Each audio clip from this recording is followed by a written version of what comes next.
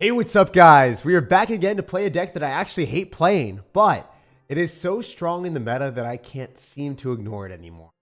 It's one of those things that just pops up everywhere and it just keeps smacking you in the face until you actually have to look face first directly into your worst nightmare. So the rank 3 player, welcome. I guess he's saying you're welcome for the strategy. He literally is just destroying everyone at rank 3 in the world.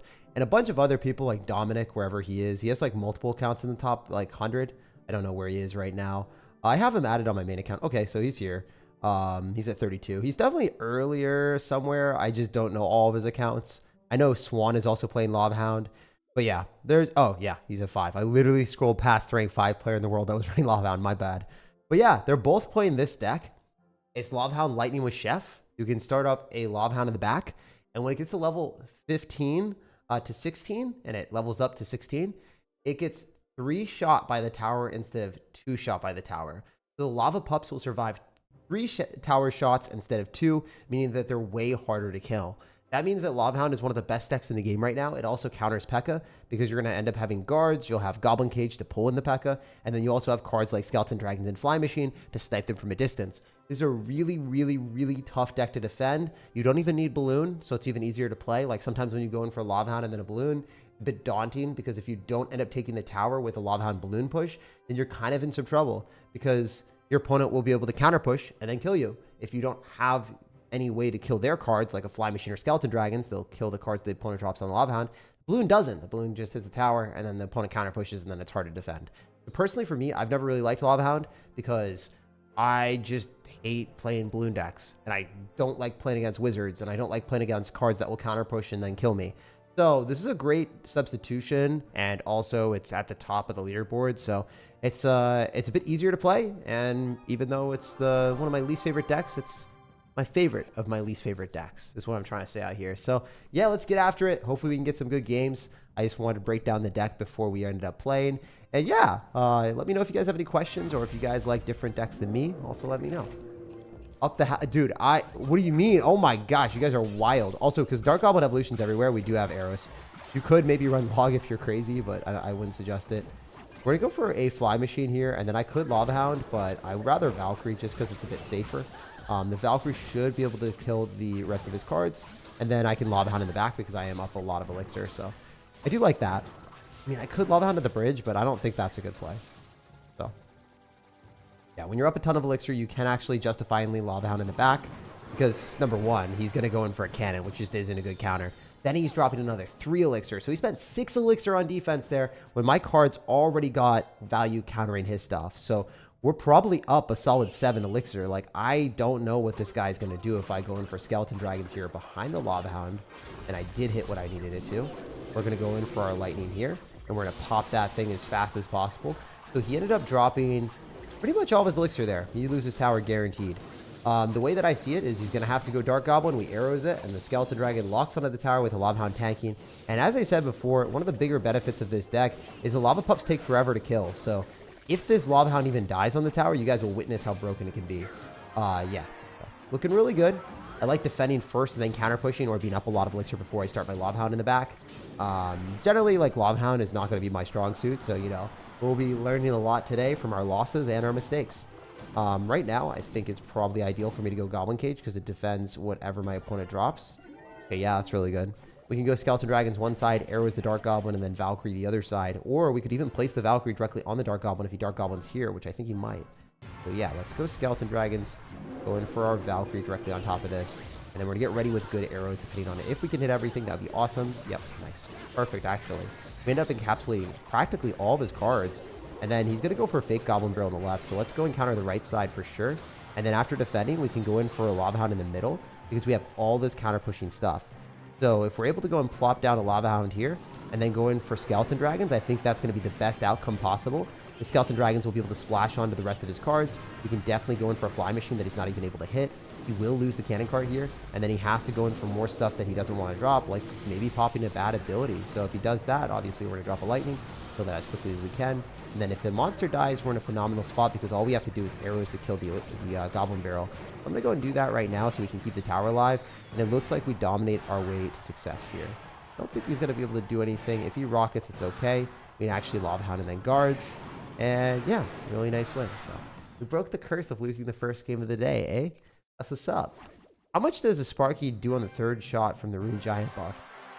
You know, it actually does the exact same amount that a regular thing would do. I'm pretty confident that it's the exact same amount of damage the Rune Giant buffs things universally based off of how many, like, you know, projectiles. I think it's like a straight 215 damage buff for a Dark Goblin shooting 3 times, for Sparky shooting 3 times. I think it's, you know, 215 damage each time. The reason for Hunter and Firecracker and stuff like that, oh, by the way, these are from a while ago, so this was not with Lava Hound. I just want to show my battle log. We were messing around with a stream earlier, two days and 20 hours ago, with this deck, and, you know, it was not as good as Lava Hound, so this Lava Hound deck is top 3 deck in the game right now. There's not much better than this, and it beats almost everything in the meta, and I really, you know, I hate to cover Lava Hound, you know, it's the flying golem, and I like golem. I like staying true to my origin story. Anyway, it is what it is. Hey, what's up, Zone? What's going on? Even though you called me Jack, I will respond. You won the first game, LOL. I know, dude. It's like, when you hate the deck, you end up winning. That's what's up. That's what's happening here. First game win? I might be dreaming. Laurent, I think you are dreaming, bro. I think you have to be dreaming at this point. So, instead of going for a lightning on top of this, I think it's actually better, believe it or not, to go in for a fly machine. Because we outrange it. I'm just going to drop our unit really, really far back. So, we're going to be able to snipe that. And then we can go Cage, probably to counter this Ram Rider with no damage taken. If I remember correctly, the Goblin Cage does end up spawning and then just killing that. Oh, that's leveled up. Oh, it still dies. 0 damage. Nice. Yeah, Goblin Cage, if you play it correctly, like, you know, I play a lot of Royal Recruits. I know my placements. You actually drop it here, because if you drop it here, then the Goblin Cage Brawler has a while to walk, and you don't want that to happen. Dude, Lava Hound is actually pretty relaxing and super mechanically easy to play. It does take a little bit of time to, like, get used to the decision-making for sure, but the mechanics on it, like, it's really hard to mess up. You can mess up a lot based off decisions and go into like a bad wizard or something really obnoxious. But for the most part, defend, focus on your offense, make good plays, and you'll be rewarded. So we could go and pull in the Doctor maybe. If we're lucky, I think that might be the better option. If we pull in the Doctor and we stop his ability, that'd be pretty funny. I don't know. You guys can tell me. You can tell me if that was good or bad. I think it was decent. So, yeah, we're doing well. How's the gang life treating you? Dude, obviously so good. We got all the gems, bro. We are hoarding everything in the world. We have all the precious natural resources. The Clash Royale gems are all the things that matter, right? What type of microphone do you use? I use a Shure SM7B, so it sounds a lot better than most other streamers' microphones, unless they spend a lot of money on it. The microphone is very, very big difference. Also, if you talk into the microphone like this, it's just better. Also, the audio interface that you use when you're doing any type of streaming or voice recording is very impactful. I'm actually using Michael Jackson's mic. That's what he used, is the Shure SM7B. And I use the Babyface Audio Pro as my audio interface, and that makes a very, very, very big difference, by the way. If you didn't know, now you know. Anyway, we should be able to still take the tower here. I'm actually going to go against my religion and do this. Because we have Evolved Valkyrie, we can pull things in, and then we should be able to counter this with just guards, so not the end of the world here. I am going to lightning on all of his stuff. Wait, are we cooked? Yeah, are we cooked? I don't think so. Everyone says chat, are we cooked? So I felt like saying it for once in my life, just to feel a little bit alive. But in reality, I hate it. I actually don't really like calling you guys chat. All right, we can do this. We legitimately need that to die, and we need the arrows. I agree. Man, that's not ideal. Trash Royale is his clan, and he trashed me. He trashed me. All right, well, it is what it is. That could have been a very, very, very, very easy win if I stockpiled more stuff, but I didn't, so it is what it is. Oh, I almost jumped into a Mega Draft. Yeah, we're going to win a Classic with this deck for sure. We did lose the second game, so, you know, if we don't lose the first game, we lose the second game, apparently. Arrows? Yeah, if I arrows, that would have been fine. Just raged up Ram Rider is obnoxious, man. I also could have dropped it here, maybe, because the Goblin Cage wasn't going to kill it in time. Is he going to... Okay. Lava Hound in the back is generally a bad play. We did anyway, though. Alright, already. We can go for a fly machine behind this Lava Hound and already gear up for a really good push, because not only is it difficult to defend against this, but if we have a Valkyrie going behind it, it's going to be funny because we might be able to kill the Sphere Goblins. Alright, we're going to arrows on the Sphere Goblins. Wow, well played. Didn't expect him to do that. He did miss one of the lava pups, though. Okay. Alright, alright. Chris Roberts says, what does that even mean, bro? I don't know what that means. When we give Clash Royale ASMR. All right, guys, we're going to go and jump in with the Lava Hound. We're going to fly in the back real seductively against the Sparky player. He's just not going to know what's happening. He's going to be like, I will give you all of your elixir. Or I'll give you all my elixir. I don't know. I think it's going to be a fun game, guys. This is going to be a weird experience wherever we play against someone with Rune Giant. But here we are lightning away and possibly doing the Sparky today. If not, it's not that big of a deal. We do have guards, so not like we're going to take any damage here at all. Not the ASMR, dude. You guys need the water mukbang plus Clash Royale commentary because everyone's brains have gotten sufficiently brain rotted with the TikTok ban. You guys need you need your stimulation. I got you. I got you. Oh, the Michael Jackson hee hee. Yeah, I don't actually. I don't know how to do it. I don't know how to do it. I'm not comfortable with my hee hee skills, guys. I don't hee hee. I hee hee ha. You know what? We'll give you a partial Michael Jackson. That's a partial. That is a partial Michael Jackson, guys. It is if you splice it, you can actually get a Michael Jackson hee hee. If you hear it a little bit, you guys. If you hear it, then you know. You know. Is all I'm gonna say, bro. All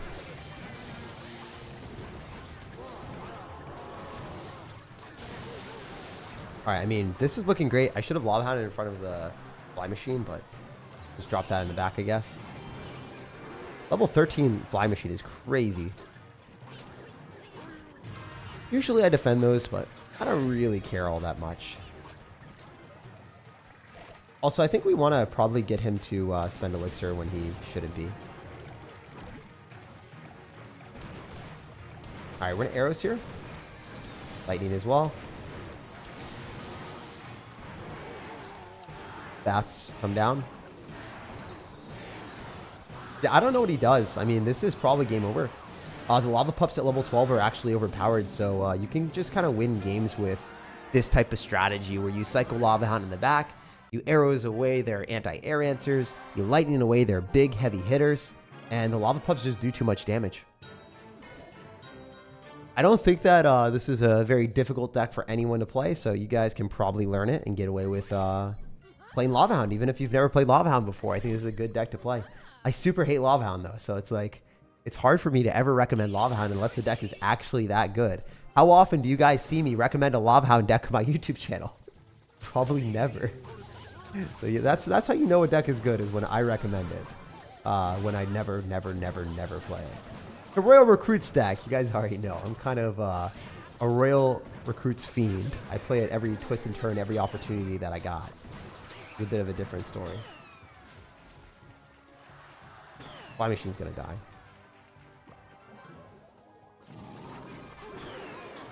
There's no way that we just baited out both of his stuff. That's crazy. Alright, if we do this, we're gonna have to do this anyway.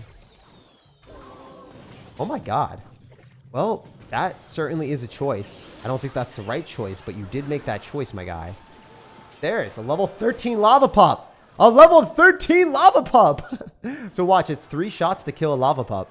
This is going to take 3. That's 2. This is the 3rd. So since it takes 3 shots, you do get more damage than you otherwise should. And that's why it's extremely strong. So you guys can compare. Regular Lava Hound does not do nearly as well as that. Alright, we're in a lightning here. I didn't want to take the tower damage because I was just going to set up my Lava Hound on the left. And I was like, he's probably going to drop more crap. I was right, so... Another thing that you can do is you can set up the fly machine on defense, and then you can go Lava Hound in front. Another thing that you can do is you can go Goblin Cage first, and then, you know, the Goblin Cage will protect you from anything that your opponent spams, and then you can safely go for the Lava Hound afterward. So I think this is probably my favorite, like, play that I do with the deck, is I like going Goblin Cage, like, really just have everything locked down, so now my opponent can't spam into me, and then I can Lava Hound. I super enjoy doing this. I think this is like an S+ tier position, having the counter like that already on the field, then I already have a good answer to him. Guaranteed. Like, no matter what he does, he's already going to not get the best trade in the world, you know? Plus, we can go Skeleton Dragons here. I don't like that that's pulling my stuff, but it's not that big of a deal, honestly. If we can get more lightning value, that would be awesome, and we do. I didn't expect him to give me that, but we'll take it. So this Lava Hound is going to do a ton of damage, and then we can cycle another Goblin Cage here if we want. just to make sure that he can't stampede through. If he goes for a monk, it's fine. We've got guards, so it's not really like he's going to hurt me. We can also Valkyrie here too. We have the Evo. I don't necessarily think that was necessary or even like remotely that great for us, but we can also go in for a Lava Hound here with a fly machine. I think we kill the princess and then waddle right behind it, and then he's going to firecracker and then we arrows. So probably the way of building up pushes a bit faster is that, like if you defend with fly machine and throw a Lava Hound in front, but you can only really do that in double. Let's throw a triple. We have a level 12 Lava Hound. This should win us the game. I don't see any way for him to stop this. I think it's actually just unfair. Like, look how much damage this does to the tower. It's just crazy. Even if he goes in for a firecracker, it's still going to do a ton of damage, and we will win the game. So, yeah, I would really nerf Chef Tower with Lava Hound, in my opinion. I think it's just a bit unfair. We did match into a pretty crazy deck there with, like, a lot of anti-air answers, but it wasn't enough. On to the next one. He lives in Atlanta. No, I live in, wow, dude, I live in Seattle. I live in Seattle. Do not live in Georgia. I did go to Georgia once, though, man. I went there to play in King's Cup a long, long time ago. Let's go. Ian just finished his stream losing to this kind of lava deck. Yeah, no, this lava deck is actually one of the best decks in the game. The only reason I'm playing it is because it's that good, man. Like, I don't play Lava Hound decks very frequently. I literally dislike playing Lava Hound because it's just not fun for me. I'd rather play Golem. I'd rather play other beatdown decks that are a bit faster paced. But I don't know. This deck is just a bit different. It functions kind of like a Golem deck despite being a very good Lava Hound deck. So, you know, it's weird. Most Lava Hound decks, you have to be a bit more careful with how you play it. This deck is way easier to play. And yeah, it's a really, really, really good deck. I hate playing against it. I hate losing to it. It's just very obnoxious how good this deck is. We're able to go guards and redirect his cannon cart, so he gets a -2 trade with that, and then he loses his entire tower on the right side. So it's not like we completely outplayed the IRS, but, you know, the IRS is used to stealing from us. We stole from them, so, you know, it's a little bit nice. It's nice to see, guys. Nice to see. We are evading him. He can't evade our taxes of taking his tower. Pretty taxing on this guy, you know? Definitely not the situation he wanted to be in. All right, so this Lava Hound was mid. This was a bad Lava Hound. I would say this is a trash Lava Hound. There's a lot of elixir spent on the Lava Hound, but don't lose the tower. That was a very bad Lava Hound. I should have Goblin Caged. Sometimes I do a little bit of brain rot strategies as well and set up like a push in the back when I just shouldn't. Like, my opponent already had stuff on the field and I did that, so that was really dumb of me. But it is what it is. You're allowed to play stupid sometimes. It will work out more times than not if you have a better deck than your opponent. So yeah, don't get too pressed about it or too worried. All right, so we should be able to snag this and then 3-crown him, I think. I mean, he's going to lose pretty much everything here. I don't have to worry about anything besides a Dark Goblin that will definitely die to the Fly Machine. So, yeah, we're going to throw down another Lava Hound or Lightning, depending on what we're feeling, and I think we win the game, so it could be pretty much over. Like, I don't know what he's doing. I don't understand this. I mean, you're going to take a tower maybe, but I don't even think you do. So, GG. We go to the next one. As you guys can see, this deck is really broken. What's your max bench at? Yeah, so it's still 45 plus 15s. I am so sore, man. I hadn't been benching in a while, and I was like, screw it. Get back to where we were and just see how many reps we can do. So I did 3 reps of 45s plus 15s on both sides, and then it just, yeah, that was my max. That's the max that I could do, 3 reps of that. I need to get to 225. I need 245 plates by the end of this year, guys. I am so disappointed in myself. I didn't get it last year. I did not get it last year. I think I would have if I wasn't sick and like going to Thanksgiving and all that stuff. I probably would have gotten it. So hopefully the OBS is still working. This Lava Hound deck is filthy. It's so good, man. It's actually repulsive how strong it is. If I lose a game with it, it's because I played poorly every single time. Like, legitimately, I just haven't seen very many bad matches for this deck. And when I lose, it's my fault. Like, literally almost every time. We're just going to Lightning immediately because he popped the Queen ability, which is bad. And then he either gets Skeleton Dragons or Fly Machine. I think we Fly Machine because it does more damage, so it kills the cannon quicker. Like, what do you do here? You go for, like, Royal Delivery, and then we go for Skeleton Dragons, and then you lose the game. It's just already over. Right? The game's already freaking over. It has to be. There's no shot that he's able to defend this effectively. He doesn't have Royal Delivery back in cycle. We can arrows on this Archer Queen. The Lava 12... Dude, the level 12 pups, they're actually just nutty. They're so stupid. If he goes in for Royal Hogs... Oh my gosh, guys. All right. Well, we could have arrowed that, I think, a little bit earlier, and that would have been the best possible play. So I'm a little bit of a dum-dum sometimes. I'm not going to lie. If I arrowed that, I would have been able to clean house completely. So as you can see, as an inexperienced Lava Hound player, we still defend the tower, but like it could have been so good if we just arrowed and then guards afters. So there's plays we could have done differently. It's good to get, like, you know, those misplays out of our system so then we get better with the deck. I've also never played Lava Hound in like years, so it's kind of funny that I can do this and get away with it. All right, we're gonna go cage, skeleton dragons, and then we could probably Lava Hound in front of this, or just like lightning and take tower. Yeah, let's just lightning and take tower, honestly. Okay, or I guess not. Lava Hound the bridge is pretty degen, but I'm gonna do it. There's like no way this is a good play. Like 0% chance this is smart in any capacity. There's just like 0% chance this is even a remotely good play. What are arrows? I don't know. That didn't seem very good either. I think he's over defending quite a bit. I'm gonna go to Goblin Cage here to take no damage. Wow, he's gonna go for a Royal Delivery. Really weird. All right, so yeah, this game should have been probably locked up a little bit earlier than what I did, but it is what it is. We're gonna set up a Lava Hound in the back and just get our guaranteed win. I think it's a bit better to play this way and just like guarantee that you can't get killed because they can only get one Archer Queen. You lightning it and you win the game, right? That's how the game works. I'm pretty sure. If I don't know, then I'll be mesmerized by a crazy interaction, but I'm like 99% confident that's how we play this. Also, we can pull that in. We don't even need a lightning on that, so we can wait for him to cycle back to another one. The delivery on this, it doesn't really matter though. You can't hit everything. Skeleton dragons are still alive, and then we got the lightning for the second queen. Oh, we don't even need it. Okay. Yeah, this deck is pretty brain rot. I'm not gonna lie. Like, like Lava Hound gets dunked on for saying like it's low skill a lot of times. I think this deck is actually low skill compared to the other Lava Hound decks. I think Lava Balloon a lot of times it does require a lot of like game knowledge of when to go in and stuff. This is the easiest Lava Hound deck, and it really needs a nerf because the Chef Tower. I don't think Lava Hound itself needs a nerf. I think Lava Hound is actually pretty fair and balanced. I do not think that the Chef Tower, the card combination with the Chef Tower, making the Lava Hound pups take 3 shots to kill, literally is game-changing. It is so game-changing. Pups are essentially minions with 3 shots to kill. Yep, that's it.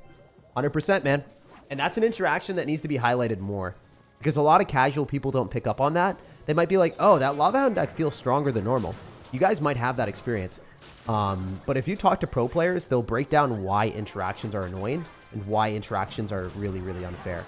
And that's specifically why the interaction is bad for the game. Okay, we get arrows here. We can go Goblin Cage as well. I don't think this is good for him. Like, at all. I think he's actually just cooked. He went in for a really bad play, and then we can just Lava Hound and win the game. Like 99% confidence interval that this Lava Hound takes his tower. So he's going to have to defend the left side because we can get the Goblin Cage counter pushing. And we're going to force out something. We can Valk on that, or we could Guards. I'm like more hesitant to Valkyrie here. Guards cost less, so I'm just going to do that. And then we can cycle a Fly Machine or Skeleton Dragons. It doesn't really matter. Personally, I prefer Skeleton Dragons just because it cleans up bats a bit faster. And then he'll probably Elixir Golem in front of this if I had to guess. Oh, he doesn't have Elixir. He's just cooked. Game's just over. Because Electro Dragon dies to Lightning, and I'm going to Lightning that as soon as I freaking can. So, yeah, this is game. I mean, it's just over. Got a level 12 Lava Pup. Gonna do Lava Pup things. It's gonna take the tower. There's really nothing he can do. Okay, I guess he can arrows. That's still a lot of Elixir. This guy's clan is from my country. Oh, that's cool, man. Nice to see. Do Evo Bomber next time. Yeah, if you guys have suggestions for videos or live streams, always let me know. I love you guys, and I want to make the community like happy with the streams that I put out. So, obviously, I want them to be streams that I want to do too. But yeah, let me know in the comments. I read almost all the comments, and I try to do what you guys are looking for. This is one of those decks that was pretty requested by y'all, and also just a really overpowered deck. So I wanted to showcase it so everyone can get a bit better at the games and just have more fun. See, we hit that. He's dead. This was not close. Not even remotely close. My God. Let me do this. I don't know, guys. I'm thinking this deck is pretty good. Deck is broken. Wow. Yeah, it's really easy to play too. That's the other thing. Like, it's super easy to play. With the lightning, you don't even lose the Electro Dragon evolution, which is like the main problem. If you guys are playing Lava Hound in the last like 20-win challenge, Lava Hound sucked in the 20-win challenge because Electro Dragon evolution was everywhere. And if you played lightning, like you kind of can beat the Electro Dragon decks. But if you didn't have lightning, you lose the Electro Dragon decks. So you're kind of just hoping you didn't play against Electro Dragon ever.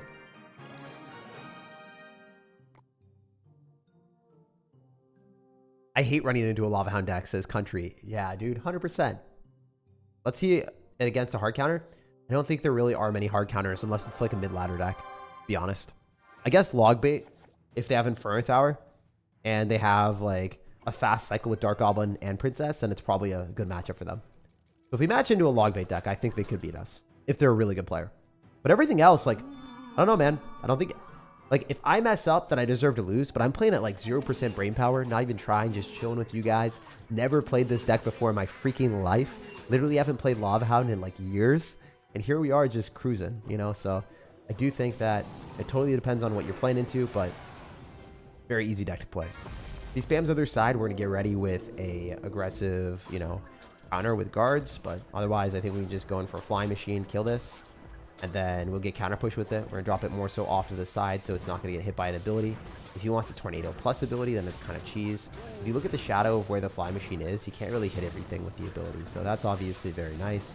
We could lightning on this if he pops ability and then tries to get like lucky or something. Actually, we're going to lightning on it as he pops the ability, so then he wastes elixir. He just wasted 2 elixir. So now I think he loses the game. I don't know if you guys saw what I did, but I waited for him to drop ability and then I immediately lightning. So I caught 2 elixir from our opponent. He didn't get anything from that, and we got more value with basically a 4 elixir lightning. That's the way that I like to play personally. I think it makes sense. I theory crafted it on the spot. I don't think it's very hard to do that. Also, another cool thing is the buildings can't get leveled up by the pancake. So if you want to level up like a Lava Hound or something, you can go and drop that, and hopefully the pancake goes on the Lava Hound. Let's go, bro! Hell yeah, all day, because the building didn't get it, so we take that. It's so derpy, my dudes. It's so comical to see that work in action. All right, yeah, the one skeleton will 100% die here, so it's just like not even as scary. And then we can like arrows on this, and he's gonna boulder at the bridge, and he's gonna lose everything. Yeah, stupid level 12 cards just kill things way too quick. And then we've got that air immunity, so he can't even target our stuff near as much. It's such a profound problem to play against this. We're gonna go in for guards here left side because he has to defend that, and we can go skeleton dragons on the right with the Valkyrie, so then we can lightning on something hopefully. Would love to lightning on something here. Okay, yeah, I guess we just win the game. It's over. He loses to the skeleton dragons. Pretty free. Not gonna lie, it's a vibe. By the way, guys, I went to a card show yesterday for the first time in my life. I've never been to a Pokemon card show or anything like that. It was such a fun time. It was actually probably one of the best experiences that'll go down in my memory bank. That well, I sounded like my Mark Zuckerberg there saying memory bank. But yeah, no, I had such a magical moment. I had such an amazing day, and I actually met someone that watched my videos in high school. He's like, you know, your voice sounds really similar. Like, have I heard you before? I'm like, maybe, I don't know. He's like, wait, do you do YouTube? I was like, yeah. So he recognized who I was. That was really, really cool. Hopefully I get to run into more people, more you guys, or probably not you guys, probably people that have heard of me or listened to me before and then like quit. That's usually what it is. 99% of people that I run into that recognize me are like, oh, Clash Royale? Yeah, I quit that game years ago. But hey, I remember you. I was like, oh, that's cool. What's your Pokemon channel? It's SirTag. SirTag, if you guys want to type that in on YouTube. I'm actually filming a PSA opening today.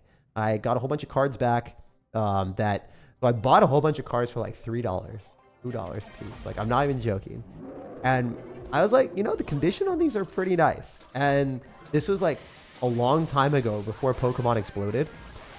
And now the raw cards, I was looking at some of the cards I bought for $4 and I went to the card show and they're like, yeah, we'll offer you $32. I'm like, wait, what? There's no way. So yeah, Pokemon's in a crazy spot.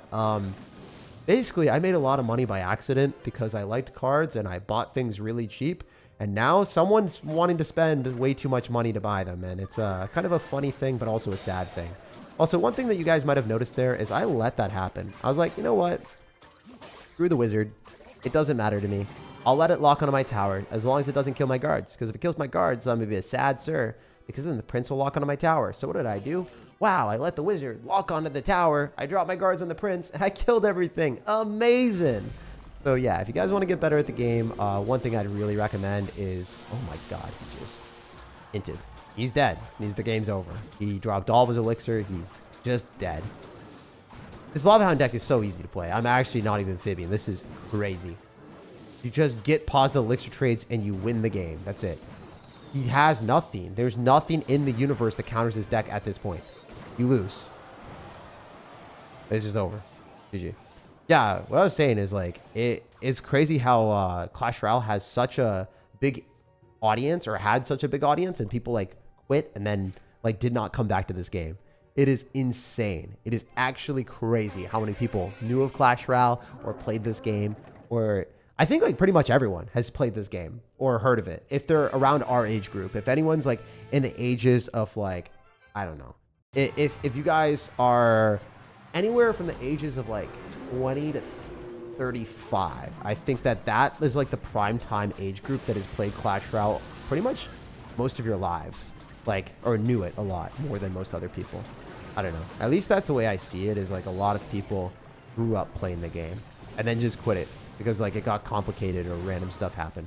Also, this is the like definition of mid ladder. Bro, if I was playing Lava Hound Balloon, how would I ever win this? Like, I wouldn't have a way of removing those wizards. I just die to someone that's running random princess minion horde. Like, this is definitely a mid ladder deck that is built to beat Lava Hound, but he's getting cooked, so I'll take it, you know? It ain't bad. It ain't bad for me, bro. We take those all day long, brother man. So with arrows here, we take no damage, but I don't think we take damage anyway, so screw it. It doesn't even matter. It doesn't even matter. Also, guys, I worked out yesterday despite going to a card show and doing other stuff and messing around. Oh, by the way, I had no clue that this was a thing.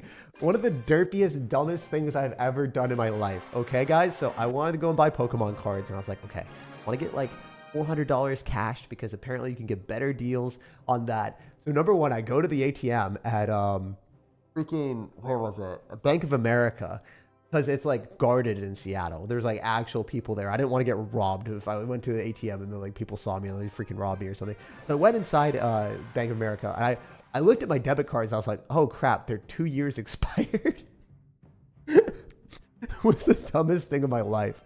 Like, I unironically forgot that debit cards could expire, and I never have used the debit card ever. I always use credit cards for cash back, and I pay them off instantaneously pretty much. So it's just like, I didn't know. I don't know, guys. That was the dumbest thing I've done. I was full face, just beet red, embarrassed. It was super, super funny. And then the cashiers, or the Bank of America people were like, you know, you can always open up a checking account here. I was like, no, I gotta go. There's a card show. So they wanted to upsell me real fast. But apparently certain like banks also don't even let you withdraw that much. I think like my Capital One, they're like, I think the limit was like $300. So I was like, wait, well, you know, like with the economy scale, right, with how things are, right, at least in Seattle, things are so freaking expensive. So it was kind of crazy that they only let you withdraw $300 in a day. I don't know if there's like some rules or regulations behind that, but like I needed 400 for a very specific thing that I was going to try to get for a video. And yeah, no, I didn't get the thing, but it was, I didn't get the cash either, but it was pretty funny how that was the case. It was like, oh dang, I did not know that that was a thing. But I guess the rather safe than sorry, right? Like I guess they just don't want people to get scammed or robbed or whatever. I don't know. Or maybe there's just like dangers of like having that amount of cash on you, I guess. There should be a 500 limit. Nah, I think it was like 300, man. I don't think it was 500. I think it was like 300. I'm pretty sure he said it. I couldn't get 400. So yeah, no, there was no way I could get 400. There was no way I could get 400. I don't know why. Or maybe the person was just like, maybe he was like sketched out by the fact that my debit card wasn't working. He's like, lower limit for you. There's a chance that that is entirely the case. Like that would be pretty funny. He's like, this sketch Paul is trying to like get things. He doesn't even have a debit card. What is he doing? But like I have a bank account with them, you know. I had a few $1,000s in that bank account, so I don't know. I felt like it would probably do something, but guess not. Anyway, can we like not lose this game? That'd be really cool if I didn't lose this game. That'd make me very happy, you know? Make me a very happy individual. Make me a happy sir. A happy chappy, if you will. Alright, we're pulling the packet. That defense was really good. Honestly, I'm not even gonna fib. That defense was rock solid. Guys, let's be clear. I am playing well. Like, legitimately, unironically, I played that really well in defense. I don't even play this deck. I don't even know what I'm doing. I'm just cycling stuff, and it's doing things. Like, legitimately, Lava Hound's so good. This deck is broken. How the hell did I defend that? I actually don't understand. How did I defend that? Does anyone know how I defended that? That was so easy, too. I just dropped things. They killed his stuff, and he lost. We have to rewatch that. You need permission to access your money? I know. Imagine. Have you ever played WoW? Yeah. No, I did play World of Warcraft. My friends sucked me into that game, and then I never spent more money, so I was stuck at the level cap at 20. And I was like, Mikey, Sean, if I spend money on this game, you know I'm going to play this. I'm going to ruin my chances of getting into UPenn, and I'm going to ruin everything. And they're like, okay, understandable. I was like, yeah, no, we're good. So I completely quit. And then I start playing StarCraft 2. By the way, guys, I actually think I would have probably been able to get into Wharton or do better in school or whatever if, like, instead of just getting into liberal arts school. I would have probably done a lot better in school if I didn't play video games in StarCraft in high school. But, like, a lot of my best memories were literally playing video games with my friends. As dumb as that is, like, there was nothing to do where I lived. It was literally a freaking island. So, I don't know. I really enjoyed playing video games with my friends. Maybe I would have had better memories. Nah, probably not. I would have probably just done, like, math competitions or something that I would have been really sad about. I don't know. I have no clue. I didn't do any math competitions. All my friends did. I was the one outlier. All right, let's keep going. Let's keep vibing. Yeah, no, I'm really salty about, like, my decision making. My decision making sucks every time when I was younger. Like, when I was younger, I literally actively made the worst decisions ever. I don't know. Maybe you guys will see me play tennis. I got, like, moderately good at tennis.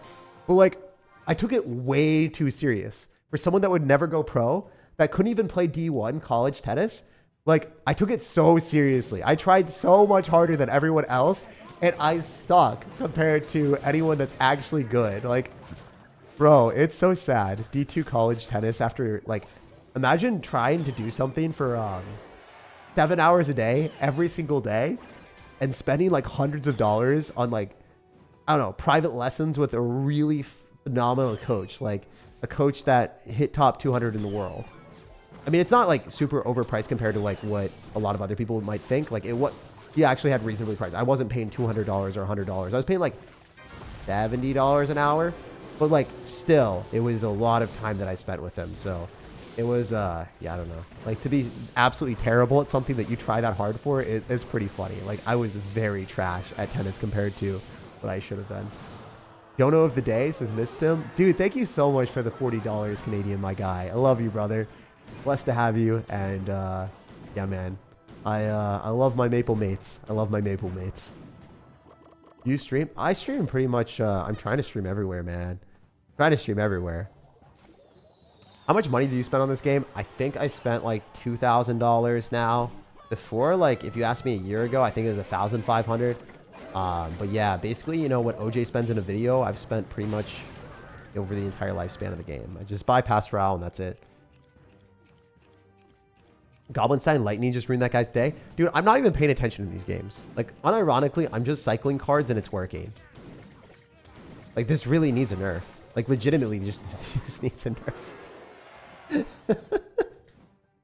I've never played this deck before, man. I literally just went into the video. I was like, you know, this deck looks really broken. I planned on, like, creating this video a while back. I was like, people probably want to see this. And, lo and behold, I lost one game. And every other game seems really, really, really easy. So, yeah, we're just going to keep doing silly stuff and spamming, and hopefully it works. An arrows here, the Firecracker dies. I'm surprised that a lot of people are running Firecracker. It's kind of mid comparatively to other stuff. Like, you should probably be playing Dark Goblin Evolution. It's one of the best cards in the game, and that's why this deck has arrows. Not for people that run Dark Goblin, man. What was your race pick on StarCraft 2? I was Terran. I 2-raxed Idra and he called me absolute garbage. In a way worse way. In a way, way, way worse way. Like, if you guys remember streaming back then, you could pretty much say whatever the heck you wanted and you wouldn't get banned. There was zero filter from these streamers. And this guy had like 12,000 views, like live. And he played against me. And I knew I wasn't as good as him. And he was like a professional player.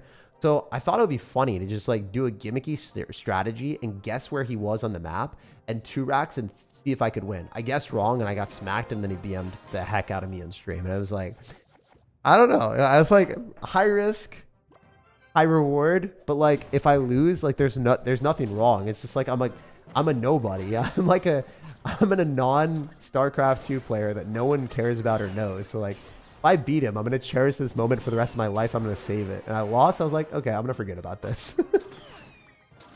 So yeah, I never beat Idra from what I remember.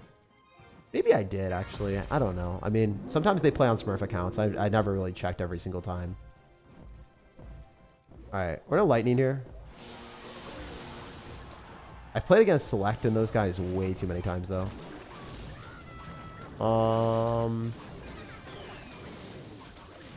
Yeah, we're just gonna arrows. Everyone leave a like. Yeah, if you guys enjoy the content, definitely leave a like so I can create more content for you guys. Appreciate everyone being here. Love the vibes, love the community. Love you guys. All right, that didn't go very well.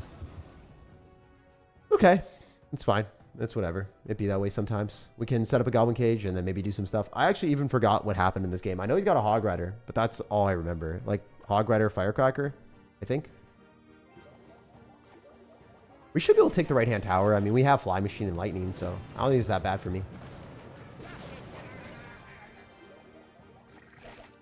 I might try to do some shenanigans here with the guards tanking. Oh, wow, we got a bomb tower out of him. I don't think that's good. All right, no doubt he hog riders. So we're just going to let the tower go. There's no reason to do anything about that. Like, the way I see it is we're going to take tower as well, and his hog rider shouldn't have been dropped there because he doesn't get the counter push that he's looking for, I think. Or he's not getting the hog in the right spot, you know? This is looking really bad for me because he's going to pop an ability. It's going to be annoying. If we could just retarget on the doctor, that'd be an entirely different story, though.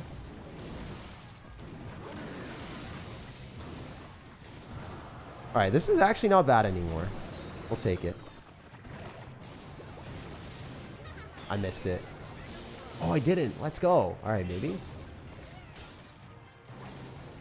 Yo, it's going to get a hit. That was kind of funny. All right, we have to Lava Hound here. The only way to win.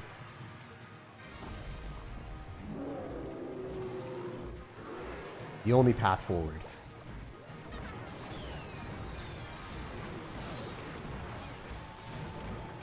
I mean, this is winnable. It's just going to be close, you know?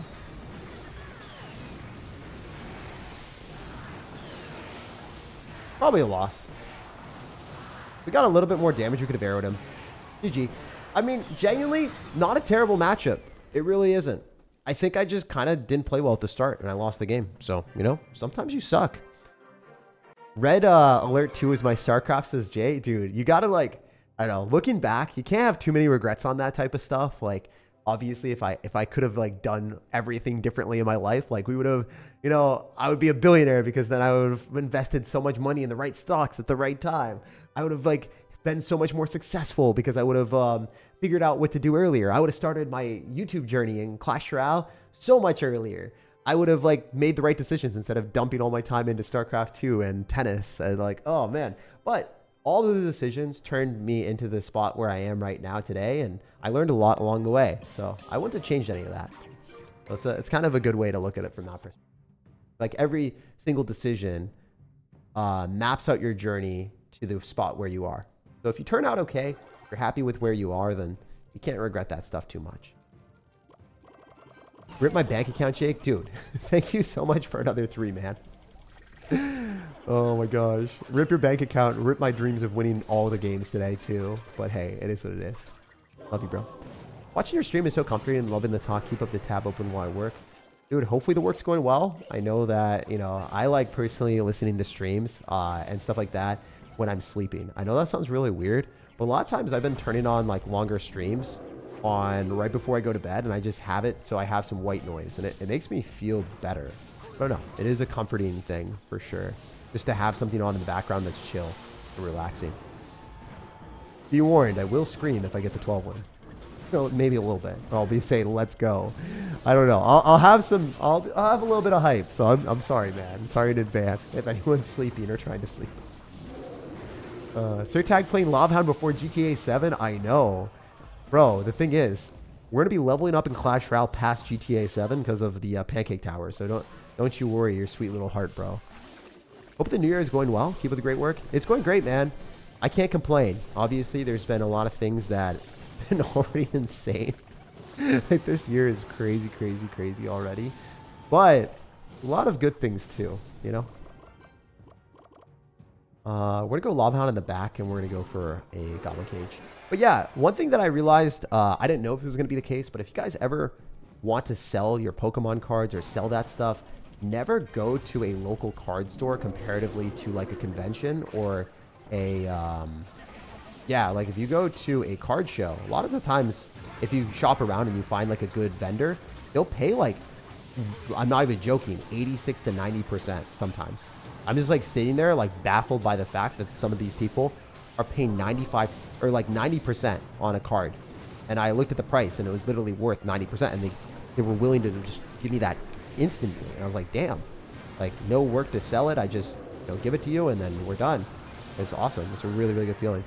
So yeah, if you go to like a local card store or something, sometimes they'll just rip you off and like offer you 50%. And it's all they can afford to do sometimes because it takes a while for some of them to sell in local card stores. And also on top of that, you know, they are having a physical space, and it takes a lot of time and money to afford that type of, you know, shop or place or that space. So they can't afford to pay you 80% or 90% like, you know, person on the move, a mobile gaming athlete, if you will. You know? Anyway, pretty easy win. We'll jump to the next one. Your hair's looking awfully sexy today, Jake. Thank you, Anonymous. Usually I go in the shower and then you guys tell me it looks greasy, or you tell me it looks awful because it's just like, I don't know. There's like random hairs standing up, or like it looks wet. And you guys are like, yo, is there head a mop? I'm like, yeah, probably a little bit, you know, just a little bit. I'm doing a lot of hospital paperwork, so it's boring, but your stream is like a friend talking. It's fun. Yeah, dude, it's a vibe for sure. Yo, Nick, thank you so much for the 20, my guy. Damn, let's go. All right. Did you guys notice something? Everyone that we're matching into has like this name that's super pessimistic about the state of Clash Royale. I think it was like the game before. What did he have? What was the guy that I lost to? I don't know. CR, he did something. This guy, CR, is rigged. So these guys are not enjoying the game, but it seems like they're chained to the game. You know, like, I don't know if you felt this way ever with any game that you guys are good at, but specifically not for Clash Royale, but StarCraft 2. It felt like a chore for me to play. And it felt like a job because I hit this rank and I knew I was good. I got Grandmaster, right? So if you get Grandmaster, you get the highest tier of a specific game. And you feel like, oh my gosh, I'm so good at this game. I have to keep playing it because I invested my time and effort, and like, it's my skill set. It's something that like I'm good at, so I should keep doing it. It's actually one of the most toxic mentalities in the world to chain yourself to a game that you don't enjoy. So yeah, I think that's what happened to this guy, you know? He's definitely later on in the challenge, so he's not bad at the game, but he's like, CR is rigged. So he's not an enjoyer. He's not a CR enjoyer, if you will, if that makes sense, at least in my opinion. Oh, nice. It stayed on the Lava Hound instead of targeting the skeleton dragons. Bro is probably not happy. He's going to like CR rigged squared. He's going to change his name and his clan to the same thing. Because we got Valkyrie. Dude, we literally have Valkyrie and he's got Evo Drill. Or he's got Drill. Wait. Are we confirming the allegations of CR is rigged? Because we got the Valk for his freaking Drill deck. Like, there's no way he's an enjoyer of this experience. There's 0% chance. Actually, unironically, 0% chance. Wait. Okay. Do we defend this? There's a shot that we defend this. There's a shot we kill all the goblins with our cage. We gobbled them up. We gobbled them up. Let's go. That's what's up. That's what's up. We gobbled them up. You already know that's how it's going to go. You already know. That's how it's gonna go, bro. This is so funny. I actually don't even know what to say anymore. The game is awesome. And the environment where you're playing the Lava Hound deck and your opponent is getting countered by it. It's very funny. Fairly funny moments for days, my dudes. Did you do it again? Nah, we didn't do it again. Kind of close, though. Yo! Yo, yo, yo, yo, yo, yo, yo, yo, yo, yo. Yo, he didn't take tower. He didn't even take the tower. Dude, I can lava out in the middle and it's gonna kill everything. Wait, we could just arrows. I don't even care. This is free. This is the freest matchup of my life. I'm gonna say GG. I'm sorry, man. CR is rigged against you because you have that name. So then, of course, CR is like, screw this guy. He doesn't like the game. He's saying that it's rigged. He's showing the conspiracies that they're right. So we gotta like make him quit the game. That's what they're doing to him. As soon as he changed this name to this, he was destined for doom and destruction. Yeah, no, CR is rigged. And then what was the person we lost to? What was their clan name or whatever? Clash Royale. Yeah, so Clash Royale, Andrew Carnegie, and then CR is rigged. It's so funny. Anyway, let's get the 12-1. Me conquering. Damn, I lost that game against you. I was the P.E.K.K.A with Goblin Giant. GG, man, says L. Josh. Dude, I don't know how I defended all that. I think this deck is really broken. Yesterday, I was riding my dirt bike down a hill and a bee went inside my mouth, stinging my lip. Bro, that sounds brutal. I hate bees. I'm not going to fib. So I used to teach tennis on a hard court and there were wasps inside the hard court, like inside the cracks, and they would come out full force and they started stinging people. And I was just like running the freak away. I was like, oh my gosh, every person for themselves. I just ran away because I just didn't want to deal with it. I was actually probably the most irresponsible person on that tennis court. Just like as soon as I saw a wasp, I was like, nah, not today, man. Stinging is not for me. The bee is just like, I just want to be yours, Jake. I was like, no, screw you. No one loves you. Get away from my face. I do not mess with wasps. No, dude, seriously. It's just not a fun experience. No one wakes up every day and just like, yeah, I want to get stung by a wasp. That's not an experience that anyone wants upon themselves. All right, we can arrows. I think this is fine. He's going to drop a bait card probably. Okay, that's not a bait card. Okay, that's a bait card. How does this work? You know, guards off to the side. He has the pop ability. It's his only chance. Otherwise, he just dies. But I think our stuff was so off-center that he couldn't kill it. It's more off-center than a PSA 2 card, you know? That's what's up. The black ones up here are in Canada. Oh, they're nice? They're not mean? I've never heard of a black wasp. Is that like a shiny Rayquaza? Rayquaza? I don't even know, man. Thanks for the stream, man. Was having a bad day, so Spark. Dude, I hope it gets better. There's always time for the day to turn around. I think like one thing that I try to look at for days is like, if I'm having a tough time and I'm mentally not doing well, I try to just reset by like going to bed early. And that helps me a lot because then it just like ends the chapter of like struggling, and then you'll just like go to the next day and then you're like, okay, mentally reset. Things are going to be better here. At least that's what I tell myself. And then it works out a lot better. Like if you don't have a positive mentality on it, as corny as it sounds, like the mentality totally shapes like how you perceive things and like how you respond to certain things. And if you're tilted, things are just going to keep getting worse because you're not really in the mental state to get the most out of every interaction in life. You know, it's like playing Clash Royale with under-leveled cards. You're probably going to get cooked. So I try not to play Clash Royale with under-leveled cards in real life. I try to make that analogy once in a while. I think it's a good one. But yeah, essentially if you have like a negative mentality, you're not going to be having the best situations. I learned that the hard way. Like I was super sick when I was in college. Not recently, but like, yeah, a while back. I was really, really sick. And I was just not feeling good about like my life, and I was really struggling. And I don't know, didn't think I was gonna get better, and life was just really tough because I was just negative the entire time, and I wasn't getting better because I didn't think I would. It was kind of sad, but that was something that happened long time ago. Also, can we like not lose this game, please?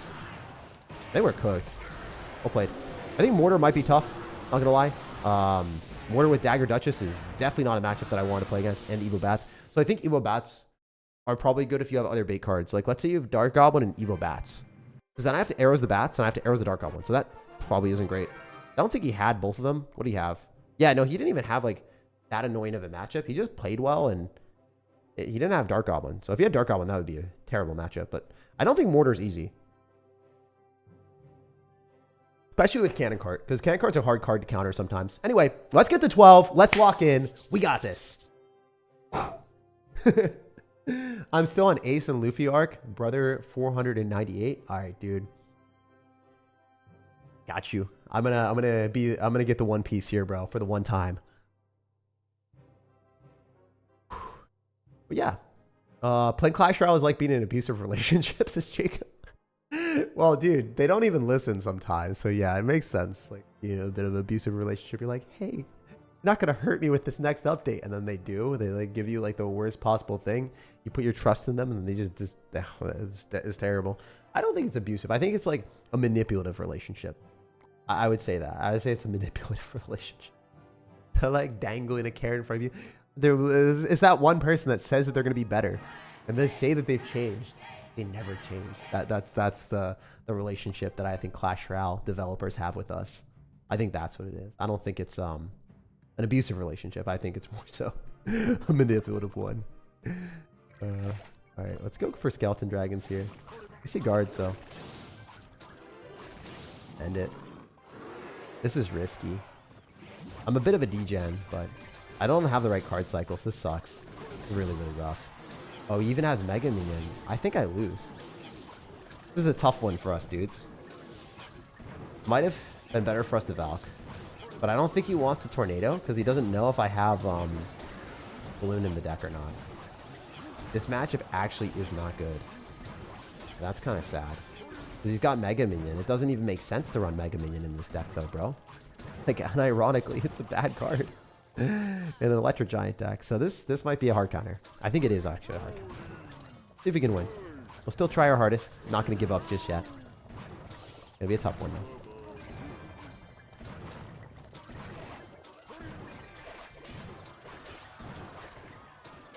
Maybe they're not the best guards, but...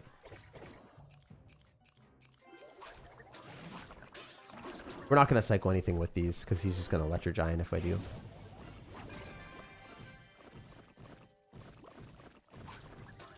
Pulls the Electro Giant as far as possible. Unironically, this will pull the Electro Giant, I think. I think this pulls. Oops. Never mind. Oh, that sucked. Oh, no. I tossed the 12 win. No. One more tile up. Oh, man. Wait. No, Electro Giant got buffed, right? Oh. Oh no, Electro Giant got buffed, so that doesn't work anymore, right? Oh no, it got buffed. It does work. It just didn't work there because it got buffed. Oh no. Oh no, I forgot. Oh, I forgot. It's the new patch. No. No, it would have worked. I would have won. Oh, that's so sad. All right, well, we're still in it, maybe. To get lucky enough, maybe. Just getting a little bit of luck. Leaving the heart of the cards, dudes. There's no way I win anymore. Dude, that's rough. Yeah, if we had Goblin Cage earlier, could have defended. And then also if I didn't miss the Goblin Cage there. But hey, it's a life lesson. I had the 12 in the bag, and I blew it. So this matchup's actually really, really good if we just had Goblin Cage earlier and then also didn't miss the Goblin Cage. Because the Goblin Cage works. It's just, it doesn't work anymore. It used to work, is what I meant to say. Sorry, my bad. It works if you're creative and go travel back in time. Not SirTag acting like you forgot. No, I actually did forget. I mean, I don't need to prove anything to you or anyone. I'm just, you know, I know deep down that that was kind of a tragic moment. Yeah, I haven't played Goblin Cage since. Hey, Jake, are we friends? Even though You know, I don't believe you. So yeah, we are friends. Just, you know, my friend would never do that. You're too nice. You're too nice of a lad. You would never sell that, sir. Not even once. Not even once. You're just trying to test us. You're trying to test my faith in you. You're gonna come out and you'll be like, Jake, got you. I would never do that. Not even once in my life. Bro sells coffee? No, yeah. Bro literally sells, I don't know. He sells a different type of crazy coffee. And he's like, you know, people that don't understand what this is, we're gonna like come up with a different name. How many hours you got on CR? Too many. Wait to count. I was gonna say the slight ranges change. Yeah, I didn't know that. I mean, I did know that. I just kind of forgot, so it kind of sucks. I was really confident that would pull too. I haven't left Canada yet, bro. You haven't even left the Canadians, eh? All right, we're gonna go for a Valkyrie here. Can you try Lava Hound with Balloon? I could. I just think this deck is a lot better, so I'm kind of just playing the deck that I've never played before in my life that is way stronger than the other ones. This is the deck that the rank 3 and 5 player in the world are playing, so, you know, they're playing it for good reason. It's really broken. Do you think Golem or Lava Hound is better? Definitely Lava Hound. Not even a competition. Golem's fun to play, but it's not even close to as good. Something to keep in mind, my guy. I don't know if that was worth defending. I spent 6 elixir. Maybe not. Yeah, probably not, honestly.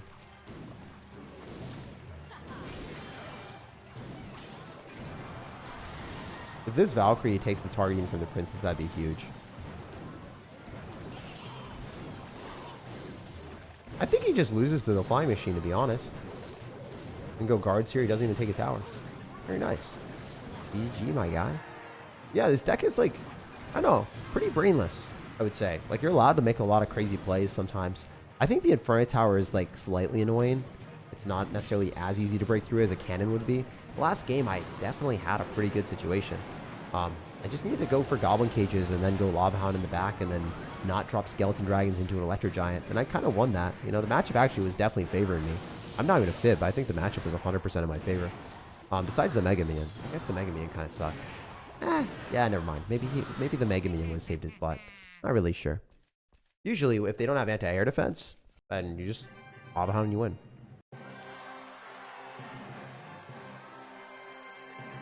Our boy looking healthy. Good looks. Thanks, man. Yeah, no, I've been working out. I worked out yesterday. I worked out the day before. I'm going to work out again today. I'm going to sauna. I'm going to eat a salad. I'm feeling good, man. Vibing, just having a good time. SirTag, as usual, losing in the end. I know, dude. I lose sometimes. It happens. Most of the time, though, actually, that's kind of... I don't know. If you watch the streams earlier, I actually got 2 12 wins back-to-back, so I don't know, man. It's not that tough. Especially if I played, like... I got it with Barput and Clone, too, man, so... I don't think as usual. I don't know why I agreed with that. That is objectively wrong, my guy. Yeah, but, you know, I can lose sometimes. It'd be that way. I do think that I didn't play well, though. I didn't really remember the Goblin Cage placement. The thing is, though, like, when you're playing new decks, a lot of times, like, you're going to mess up because you need to learn the interactions. That's just how it is.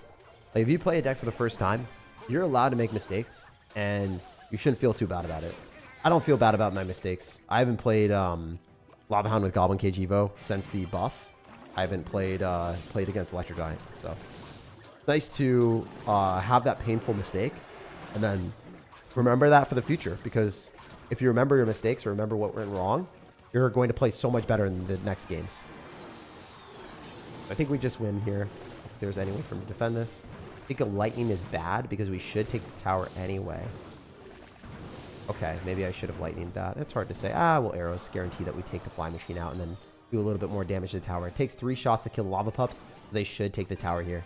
It's actually revolting to see that because it should die in 2 shots, but they just stay alive. So then you take tower with like 2 or 3 pups. It's really crazy how good Lava Hound is with these over-leveled pups. Like, it's just overpowered. All right, we're going to go guards here again. And then I think we're in a good spot to go Skeleton Dragons. We want. We're killing it. We're doing pretty well. Solid routine. Taking notes. Yeah, dude, I am taking notes from you guys, to be honest, straight up. Like, a lot of people have been suggesting that. A lot of people that are really integrated into health. And, yeah, I don't know. I've been 100%, like, trying to become in a better spot. So that was one of the main things, man, for sure. Do you play on a phone or tablet? I play on phones when I'm on the go, but I play tablets exclusively when I'm streaming. I only play on tablets because it's just bigger, you know, so the resolution's better. If I want to include a face cam and do a full resolution thing, it's always going to be, you know, a tablet. If I do like, yeah, if I use this, it's kind of like, it's big enough that it works, but not necessarily like, I don't know. We can do this and we can have a pretty big phone, but it's not necessarily worth it because a tablet is just better. A tablet's just bigger than this. You get better gameplay resolution. This is the best phone you can get. The Samsung Galaxy Z Fold 5 is the one we're currently using. But, you know, it's like the best for content creation because small phones just suck. Like, I don't know. Small phones just are really bad because you don't get as big of a wider screen. So it's harder to place cards. And it's also just, I don't know, when you guys are viewing stuff, you want to see more stuff than just like a very, very small phone, you know? Okay, this guy just left. How are you today? I'm doing pretty well, man. I'm doing pretty well. I lost this in a GC, and there's something new about it. I was just trying to run it in a CC and saw Tag run it after his, back after third L, just closed the game so we don't match up, says Benjamin. Oh, dude, no worries, man. If, you know, if you lose 3 games, you can take a bit of a break, and you'll bounce back. 100p. We are killing it, my guy. We're killing it. We'll definitely get the 12 win in this one. I can sense it. We've learned a lot more. We're progressively improving. Tag, I went to this city. They were out of stock of that. Oh.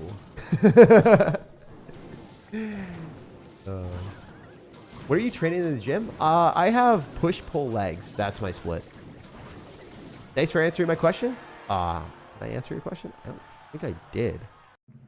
That's sarcastic. Oh no, it wasn't actually. I did answer it. Oh, let's go. That's awesome. What's the meta right now? It's basically like Lava Hound, Logbait, pretty much the main decks I've been seeing. P.E.K.K.A is still very, very strong. It's like Lava Hound, P.E.K.K.A. I don't know. Lava Hound, P.E.K.K.A, Logbait. It's just the meta. I guess that Hog Rider is kind of okay now. But yeah, it's mostly Lava Hound, Logbait, and P.E.K.K.A at top ladder. Lots and lots and lots of Lava Hound players, though. And P.E.K.K.A players that aren't necessarily that good at the game. Oh. Speaking of not very good at the game. How did I mess that up? That was actually the worst interaction that I've seen all day. Oh my gosh, we have to focus up. So not only did it not stop the jump, but it also got splashed onto by the jump. How did that happen? I'm unironically baffled by that. Oh my gosh! All right, this is truly a game of all time, guys. This is criminal behavior. All right, I'm just going to do this. Kind of like that tower doesn't even exist, and maybe we can bounce back. That was legitimately garbage. Holy heck, that is embarrassing. I lost the tower there to that. All right, we have to focus. I'm focusing up for the rest of this, guys. This should be a loss, though. We'll still try, obviously, but can't promise anything. We're going to separate our stuff, so maybe we can hit more. Yo! Let's go! We got him to freaking Meganator in front of it. That's big. That's actually quite big. Massive, if you say. You know what else is massive? His value. Level 13 Lava Hound, man. Level 13 Lava Hound doesn't die! I'm so dumb and it works. It's crazy, man. I'm stupid and we're successful. Love to see it. I'll tell you guys right now, it's still not even dead. The Lava Hound's still not even dead. Level 13, so we're going in. Mamma mia. Look at how long it takes him to kill these cards. He had to zap, man. All right. I mean, this is degen. This is definitely degen. Okay. It needs to kill the Electro Dragon. It has to. Cool.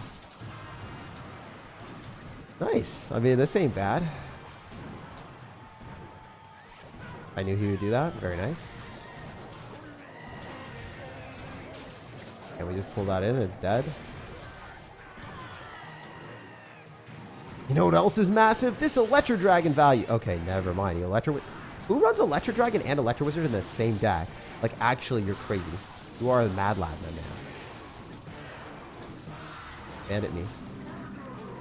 Bandit me, brother.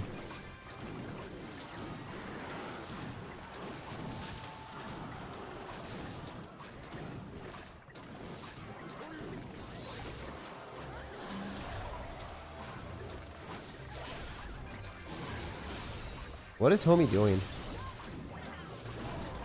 We have to be in an okay spot here, right? This Valkyrie should clutch. Alright, then we just drop another freaking Lava Hound here with the fly machine and we cook them. Is that how the game works? Because we lightning and win the game, right? With arrows. Hee-haw. Well, that is a Michael Jackson hee-haw. Did it.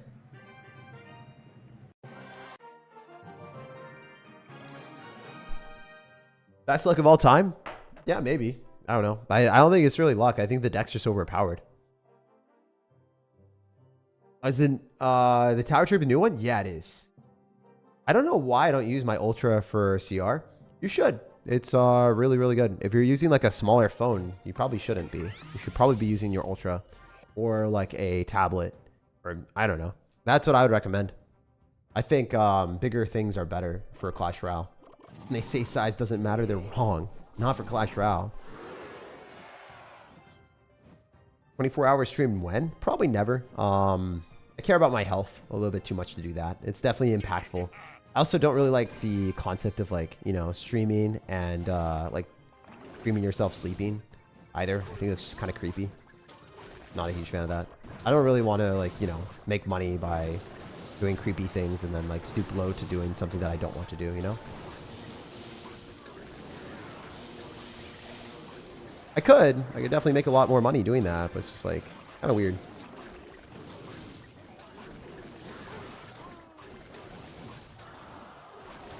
BlueStacks? You can get banned for doing BlueStacks or emulators. This is how unfortunate. Like, yeah, they don't let you do emulators anymore for Clash Royale. I think it might be downloadable on PC. I think the game is actually like unironically supported on PC now. I might be wrong. I could just be talking about my booty and just be wrong. All right, we can do Goblin Cage here. What college did you go to? I actually didn't finish school. I went to Bentley. I had a 4.0 and got into a whole bunch of better schools, but I got more money from Bentley and also ended up getting a really, really good ability to play tennis, which I cared about. Wasn't able to do that at any other schools that I got into that were decent. Oh, this kind of sucks, doesn't it? This hurts. Alright, well, we're losing our tower 100p. Is he Valkyrie here, or like, what does he do? Those arrows were stupid. That was really dumb. You were a silly sir.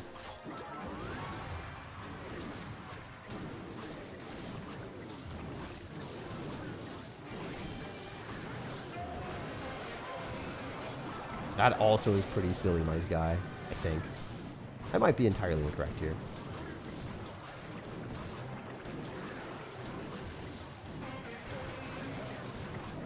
No, I think it's fine. I mean, I think we're in a better spot than him. I might be wrong. If this Skeleton Dragon kills it, then I definitely think I'm in a better spot than him.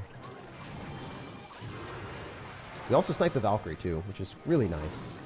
Okay, this guy's crazy. He's a Looney Tunes character. For real. We might be able to pull the Lava Hound as much as we possibly want, and then just arrows on it after.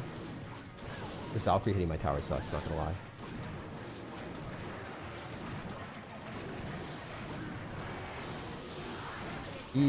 Lightning. That's crazy. Yeah, he's dead. There's no shot he defends this. Wow, wow. The Valkyrie's actually doing splash damage to his freaking skeleton dragons too. Yo, the disrespect of killing his freaking... I don't even understand. We killed skeleton dragons with a Valkyrie evolution. What? We literally straight up erased skeleton dragons with a Valkyrie evolution. What is this game? There's no way that's real.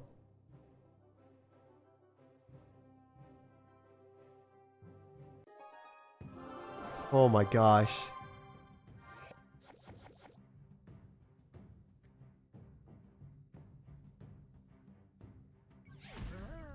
Why is there a bridge in SirTag's? Wait, we have to read this. Bridge in Clash Royale is SirTag's hairline because he's always under pressure because he's slowly receding. Oh my gosh, bro. You're savage. You're savage with it. Juicy banned me for asking if he's a hillbilly. You guys are so savage to me and Juicy J. What the heck? I wasn't ready for this level of savagery. What the heck? First off, I think my hairline is okay. I think Juicy J is also pretty smart too, man. He is a pretty nice guy. So, yeah, I don't know. I don't think you can flame him too much either. Oh, man. You guys are savage. Also, you can flame me for running Lava Hound in the worst way. That is unironic good take. Oh, my gosh. Thoughts on the Evo Dark Goblin? It's pretty good, man. It's pretty broken. Also, we screwed up. I think I played this a lot better. I mean, I know I could have played this a lot better. Those guards might do something. I mean, it's winnable. It's not a lost game yet. How much cope is here, guys? Is there cope in the water? No, because there's no water left. Dude, why are we coping this hard? Why is he trying to defend something that's undefendable? All right, well, this guy is a fool. So we'll take that. Right.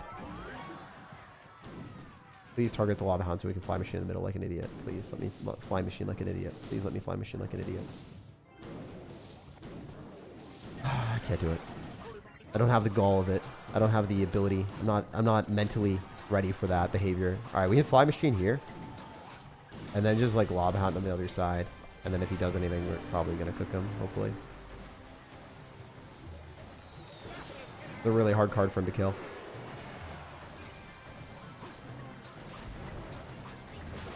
Oh, I suck. Oops.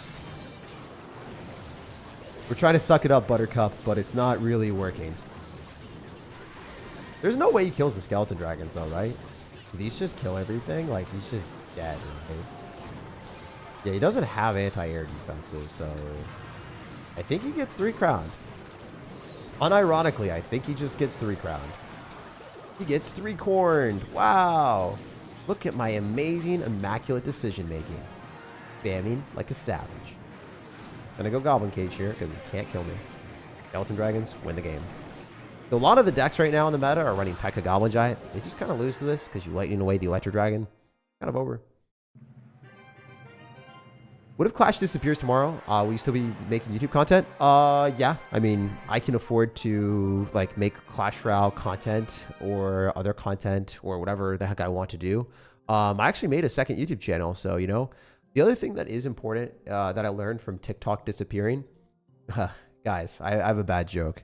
I said this to my friend. They're like, you're cringe as heck.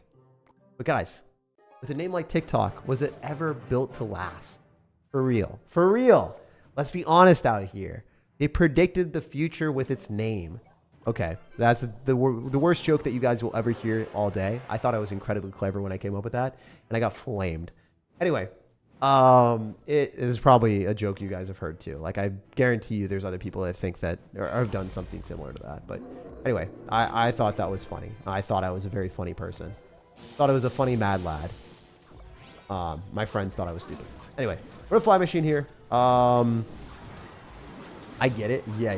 If you get it and you empathize with my pain from having friends that do not care about your jokes, I appreciate. But yeah, I would make Pokemon content. I have another YouTube channel called SirTagCR, and you guys can follow me there if you want. I'm actually going to be recording a YouTube video for that on that channel. And I'm posting content there instead of here with Pokemon stuff because I don't want to bother people that you know, aren't subscribing for Pokemon content. I might bother you guys with other Supercell content on this channel, but I'm not going to bother you guys by, you know, putting out Pokemon or other stuff. I made an entirely different channel for that. I'm also considering using SirTag, my other YouTube channel, and just making that Brawl Stars. I'm also considering putting Brawl Stars content here, because the first Brawl Stars video that I made got like 90,000 views on this channel. So it's like, there is an appetite for it. I just don't know if it would piss a lot of people off. And if it annoys everyone, then it's not something I'm willing to do. But, you know, if it's just a few people that are annoyed by it, maybe it's worth it. I'm not sure. Because you can always just like not click on the video if you don't like it, you know, if it's Brawl Stars. I just don't know if it would hurt my channel or not. So, wondering. You play TCG Pocket? Yeah, mainly the channel is going to be on Pokemon cards like collecting and also TCG Pocket. And the collecting is going to be like if you invest by accident. It's not going to be like one of those degen channels. There's like, oh my gosh, guys, breathing, like mouth breathing, being like, you have to invest in this card right now. I think it's going to be hitting 1 million. Like, actually, those channels are just unbelievably cringe and just awful for everything. You know, like the hobby is fun, you know, collect cards that you enjoy, open up packs you enjoy. Don't like ruin the entire thing for everyone by doing that stuff.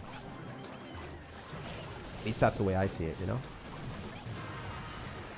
Wait, am I playing like a fool? Yeah, I am. I'm actually an idiot. I'm actually an idiot. Oh my gosh, I'm a fool. Alright, we can still maybe 3.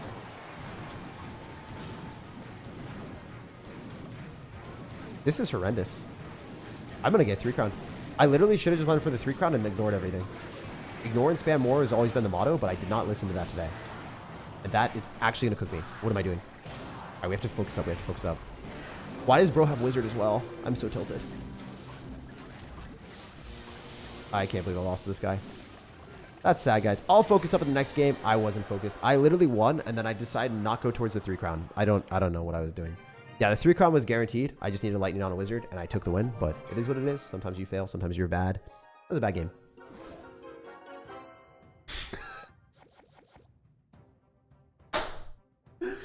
An adequate reward for such a horrific game. I got 1 drop of water.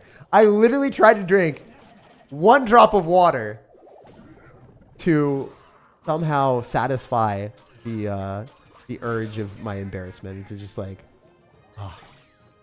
quench my thirst and stop the embarrassment. How tall are you? I'm 5'11" and a half. TikTok was unbanned already? Yeah, I know it was unbanned. I saw that like right before I went live. What's your favorite car? Very random question. I don't care about cars at all. So, you know, an old Mazda that works. Big thumbs up for me, big dog. My car costs less than $20,000. So, yeah, I will never have an expensive car. The way that I see cars, you guys can correct me if I'm wrong, but it's exposed to so many environmental things and exposed to so many outside things that you can't properly control. Whether it's something jumping into your windshield and, you know, ruining your windshield.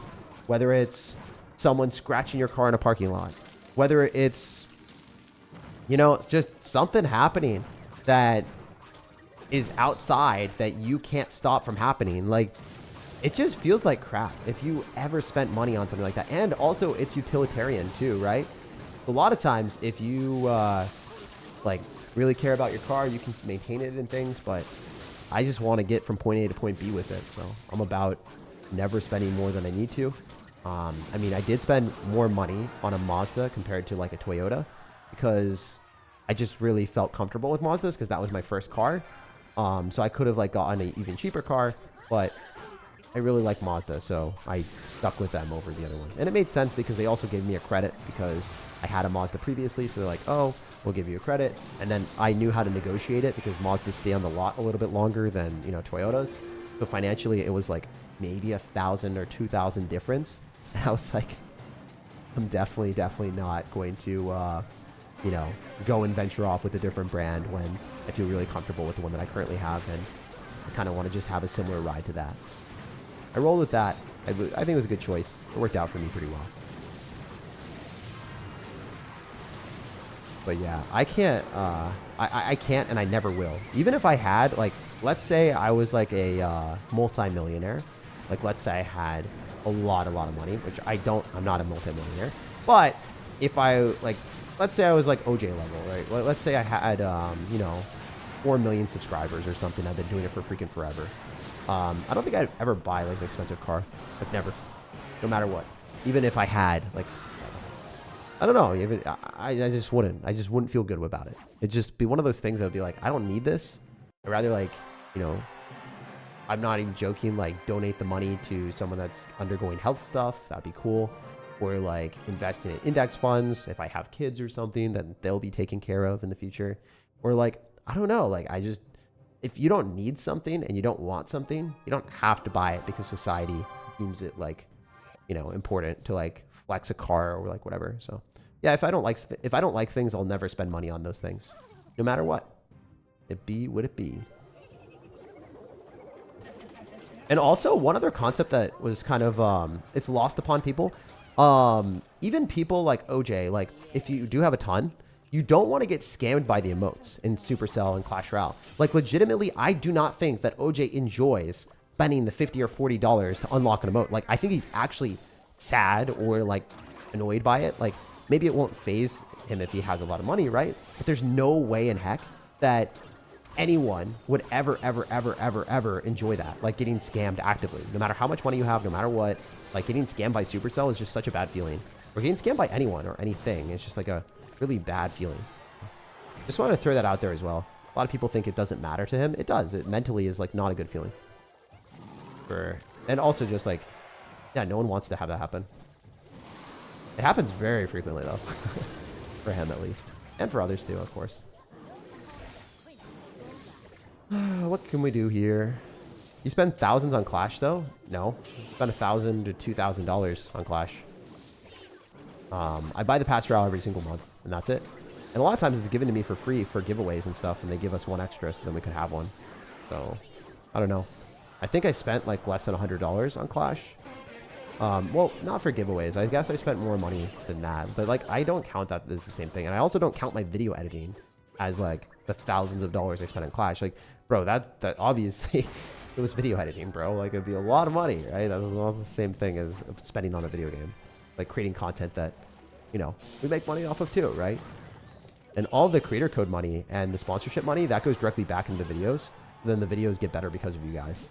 And that's the way that I set it up. I was like, any money that's spent on the creator code actually is directly invested back into my editing team. And, you know, my editing team, like, things happen, right? So if you guys have like created content or you've been around machines for long enough, you know that things just randomly break all the time, right? Like my camera broke, so I had to buy like a really expensive camera or a much better camera.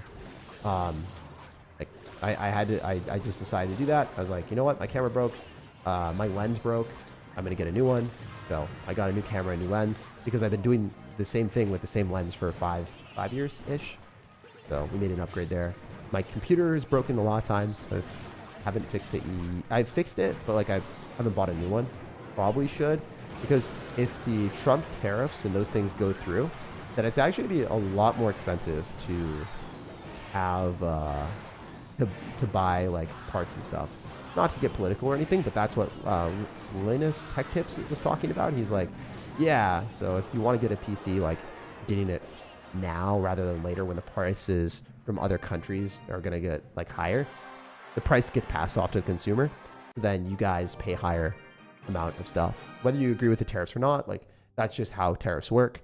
Generally what happens is when a different country is tariffed, they're not going to sit there and take the negative Elixir trade IRL. They're going to be like, oh, okay, if there's a tariff, we're going to end up charging the person on the other end, the people that buy the product, a higher, you know, price. So if, you know, it's $50 tariff and it was $800 previously, you're going to be paying $850 because they're sure as heck not going to pay it.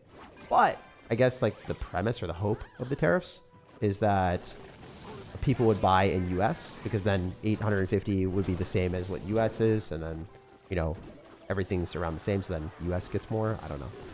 I'm not really sure what the goal of it overall, or like, but I think that's the logic. I do know for a fact that PCs will cost more money. It's basically the entire point of what I was trying to say. Yeah, so anyway, that was just another random tangent. Maybe you guys got a little bit of an economic lesson if you didn't know that, how tariffs work, or like in reality what happens.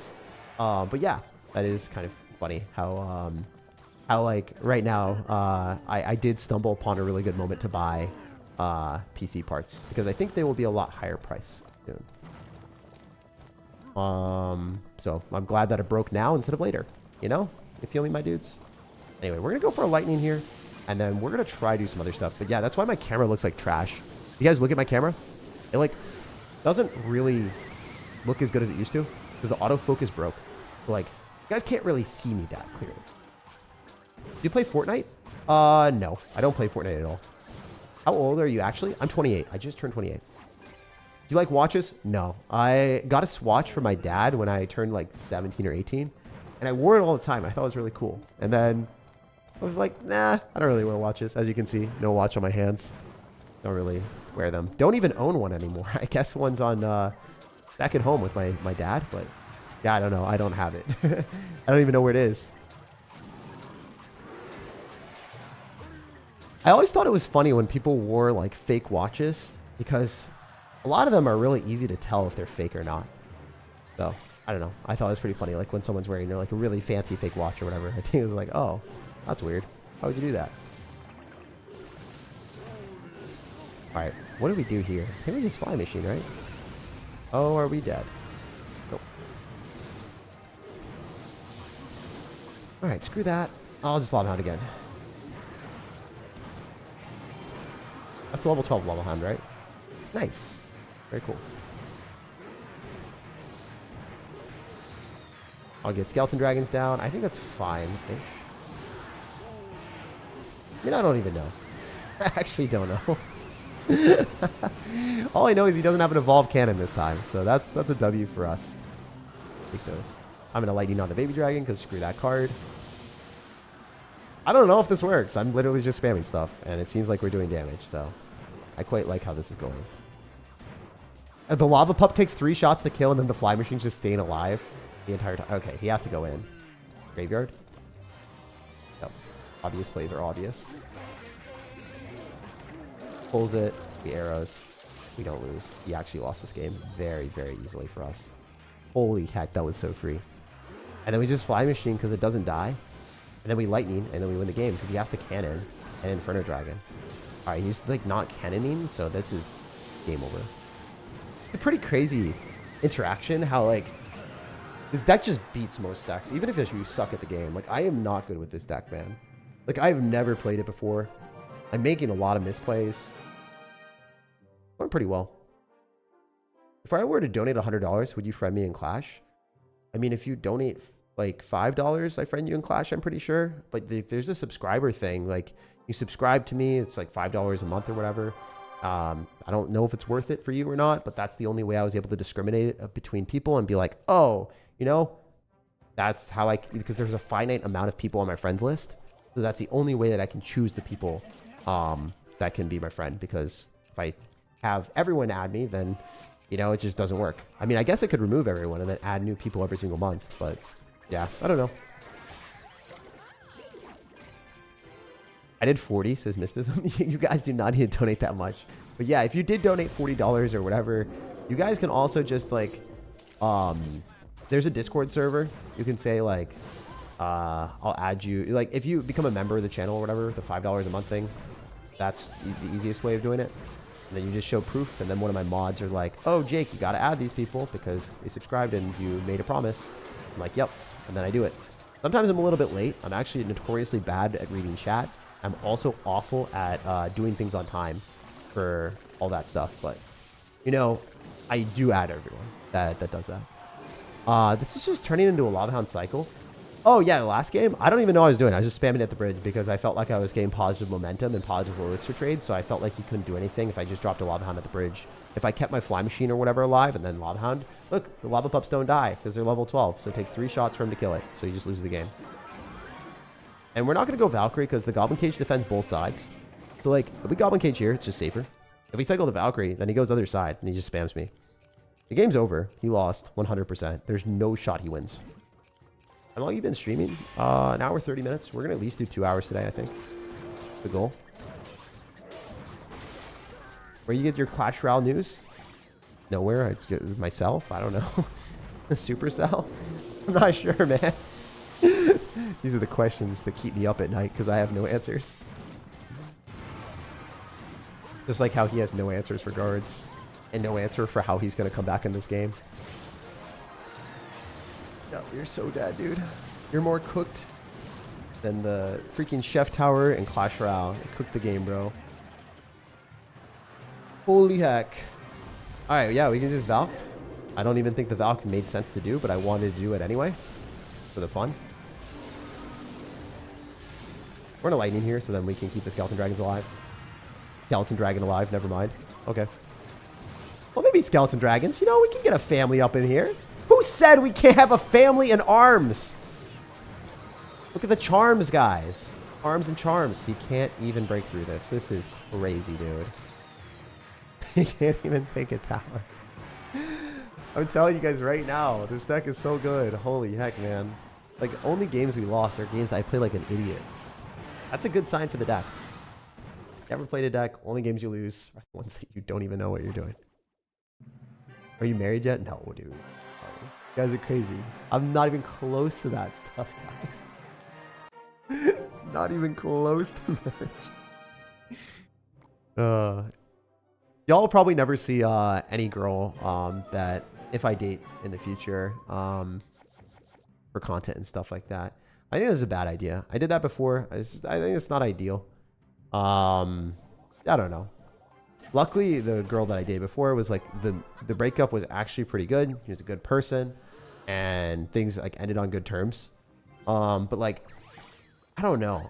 From what I've seen from other stuff, like I don't want to call out other creators, but some of them, like, I don't know, they have the girl get harassed the entire time. Like if you break up, and then people are like, "Oh, you guys broke up."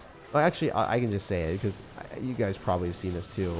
Like Mystic 7, I think his girlfriend that he did a ton of videos with at that time, they broke up. And then what I saw on Twitter, or not on Twitter, on Instagram, was like everyone, like when she got a new boyfriend and he got a new girlfriend, like everyone was just commenting constantly. And he obviously would never endorse that or never want that. But it just happened. And I was like, oh, damn. I never tagged my ex-girlfriend in any photos, so you guys wouldn't ever do that. I don't think many of you guys would, but yeah, I mean, if you're dating an influencer, by the way, never let them tag you. It's never worth it. Yeah, like that stuff is always really awkward and bad. So I don't know. I would never want that for anyone that I would date because you never know if the relationship's going to work out. You would always hope so, but sometimes they don't, you know, and you don't want them to get like harassed and stuff. Okay, we did not get the guards down fast enough. That sucks. Still fine-ish, right? Alright, if he rages me, I'm crushed.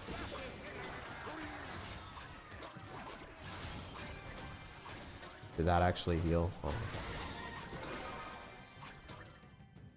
Okay, let's try to play better. That Valkyrie cycle sucks. He's just gonna eat it like an absolute animal, like a total champ. Look at this guy. What a legend. What a great player. Wow. He's Mohammed Light. I don't know if you guys know this about him. Elgandi Light is the Mohammed, the game. Too talented with it.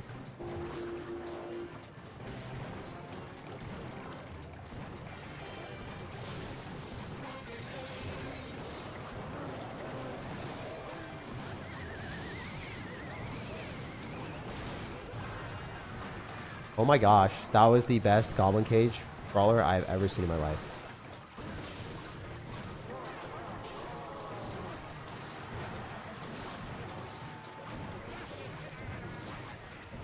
I think we just defend this and Lava Hound immediately, and then take the tower.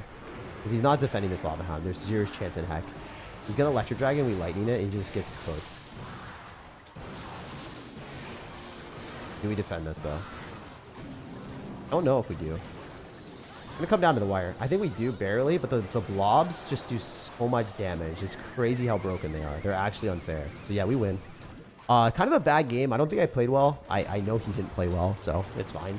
But like, you know, it was one of those moments where Elixir Golem, if they have Electro Dragon and you don't have Lightning, you just lose. Like that's how it is. Like Lava Hound decks are really, really, really, really bad if you don't have Lightning. But if you have Balloon, a lot of times you don't have space for lightning. And that's why this deck works so well. Like, actually, straight up, just copy this deck, go into games. You guys will have a much, much, much better time in Clash Royale. I'm telling you right now. I'm like not going to sugarcoat it.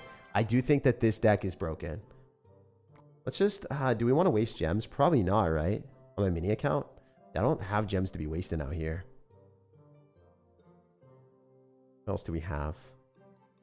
Kind of bad, right? Got some free epic cards. Oh my gosh, Epic Sunday comes in clutch. A lot.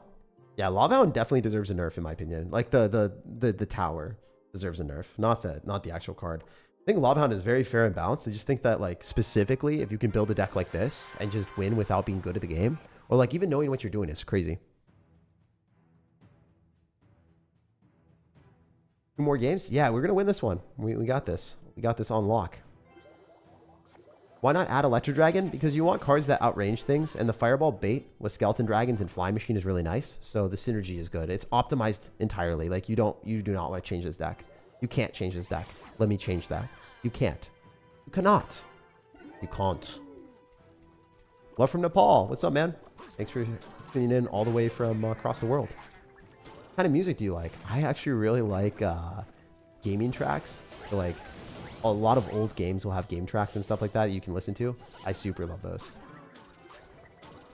You ever met a Lava Hound in person? What would you say? I'd say, be gone. Get banished. I would not pet the I would never pet the hound, is what I'm trying to say. All right, we have Goblin Cage Evo, so this cooks everything. 4 elixir. I should have dropped it more liberally on the left, but we're gonna get counter push in the right. Dual lane pressure might be good. I'm not sure. Oh, never mind. Still goes left. Oh, that sucks. I don't know how that works. Maybe it's optimal to drop it in that spot that I did. It'd be funny if that was the case. Did we just win with a Goblin Cage Brawler? Like, that is definitely the dumbest lightning I've ever done in my life. But it might work. We have Valkyrie. Do we get bailed out? Boys, did we get it? We don't deserve to get bailed out, but it's possible. It'd be the biggest bailout in existence. It'd be like if Enron got bailed out. Didn't go under. Alright, nice. I don't know how we're winning this, but well, we are, so. If we Lava Hound, we're probably going to get pigs. I need to have enough elixir for this.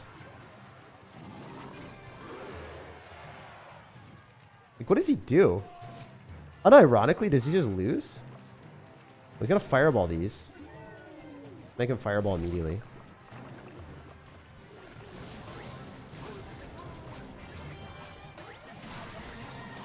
No, it's Skeleton Dragons counter with this. We could have arrows as well. I think arrows would have been better. We didn't have fireballs, so I was just like, let's get counter push, guys. Let's be smart. Let's get counter push. I think that was that good, though. Guy's a bit of a goofball, though. I don't know what he's trying to do. He's trying to defend, and that's not possible. A little bit of a goofy goober. A little bit of a silly Sam. A little bit of a silly Samuel. Yeah, we win. I mean, this was not even close. We're just going to go Skeleton Dragons right into the fireball, I guess. Oh, never mind. Nice. Pretty good win. We take those. Let's get it. When's your birthday? January 7th. I actually just turned 28, man. I just turned 28. We got the 12. Let's go. I love getting new cards on this account, actually. So this matters. I usually do not care at all what I get in these challenges. But I'm telling you right now, this matters. We really, really, really want to get cycle cards so we can build up our Hog Rider deck. All right, that's good royal delivery. We take those. We like bats. Hoping for some spirits. Hey, minions. Mini pack is good. Got a buff. Dang it. I was hoping for more cycle cards than the clone. That's fine. It's okay. It's okay. We got a couple cycle cards. The bats are great. The mini pack is really good, so we take those. We can keep going. We could also do the Rune Giant Challenge on this account. Like, this is not even my main mini account, so I don't really care that much. It's not that good of a challenge. Let's play Classic. Most hyped Classic challenge of 2025 and the biggest letdown. The clone, man, it doesn't deserve to be there. They actually should rework the challenges so you get a bit more stuff. I've been watching for a while. Would you ever change hairstyle, or do you change hairstyles often? I don't really change hairstyles purposely. Sometimes I get out of the shower and then it decides to change for me. You know, it's kind of like a beast. It happens and it controls its own life. I don't really, care that much. I do care a lot based off of like how it looks. I think when I want it to look good, I can put like stuff in it to make it stand up and like perform the way I want. Like you can like mold your hair a specific way if you want to. And then it looks really good. I think my hair actually looks really good then. But just on like a average thing, I just don't want, like for videos and stuff, I just don't want my hair sticking up. I think that's just like a bad look. I should also probably not shower and then immediately stream. I think that would make a bit of a difference. For hairstyles, I think that a lot of people actually look better with longer hair a lot of times comparatively to super short hair, because you can style it. You can have a little bit more of a difference. If you guys are sitting there with short hair, a lot of times, like if you ask girls or, people that are pretty good with hair in general, they'll probably tell you to grow out your hair a little bit more. I think shorter hair looks worse on most people. I think that's not even like a controversial take. I think it's just genuine. Obviously there's some people that like look better with short hair, but like in general, like you might look better with longer hair.